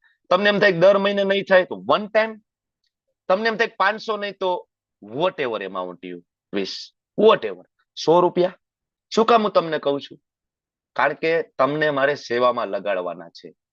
જેમ રામચંદ્રજીએ રામ સેતુ બનાવ્યો તો રામચંદ્રજીને વાનરોની જરૂર નહોતી. રામચંદ્રજી પોતે જ રાવણનો વધ સાકેત ધામમાં બેઠા બેઠા કરી શકતા હતા. એને ધરાધામ ઉપર આવવાની જ જરૂર નહોતી. એ આવ્યા, બરાબર, લાખો કરોડો વાનરને સેવામાં લગાડ્યા અને નાની એવી ખિસકોલીની સેવા પણ રામચંદ્રજીએ સ્વીકારી. શું કામ? કારણ કે રામચંદ્રજી બધાનો ઉદ્ધાર કરવા માંગતા હતા. એમ ભગવાન તમારો ને મારો ઉદ્ધાર કરવા માંગે છે, નાની એવી છે. અને બીજું, સ્કંદ પુરાણની અંદર અને વરાહ પુરાણમાં રાધા કૃષ્ણના મંદિર માટે જો કોઈ ડોનેશન આપે છે તો એની 7 પેઢીઓમાં પણ કોઈની અધોગતિ થઈ હોય, યોગ્ય શરીર ના મળ્યું હોય, પ્રેત યોનિમાં હોય, એને યોગ્ય શરીર પ્રાપ્ત થાય છે. બહુ મોટી વાત છે. બરાબર, તો ટ્રાય કરો. નાનામાં નાની રકમ, બિલકુલ ચિંતા કર્યા વગર, એવું કઈ જરૂરી જ નથી કોઈ પણ એમાઉન્ટ. અને કાંઈ ના કરવું હોય તો પણ ચિંતા નથી. તમે ક્લાસ તમે એન્જોય કરો, શીખો, જીવનમાં ઉતારો, ભગવદ ગીતાને સમજો અને ભગવત ધામ જાઓ. અમારી ઈચ્છા, બરાબર, ઇસ્કોનની મેઇન ઈચ્છા એ છે.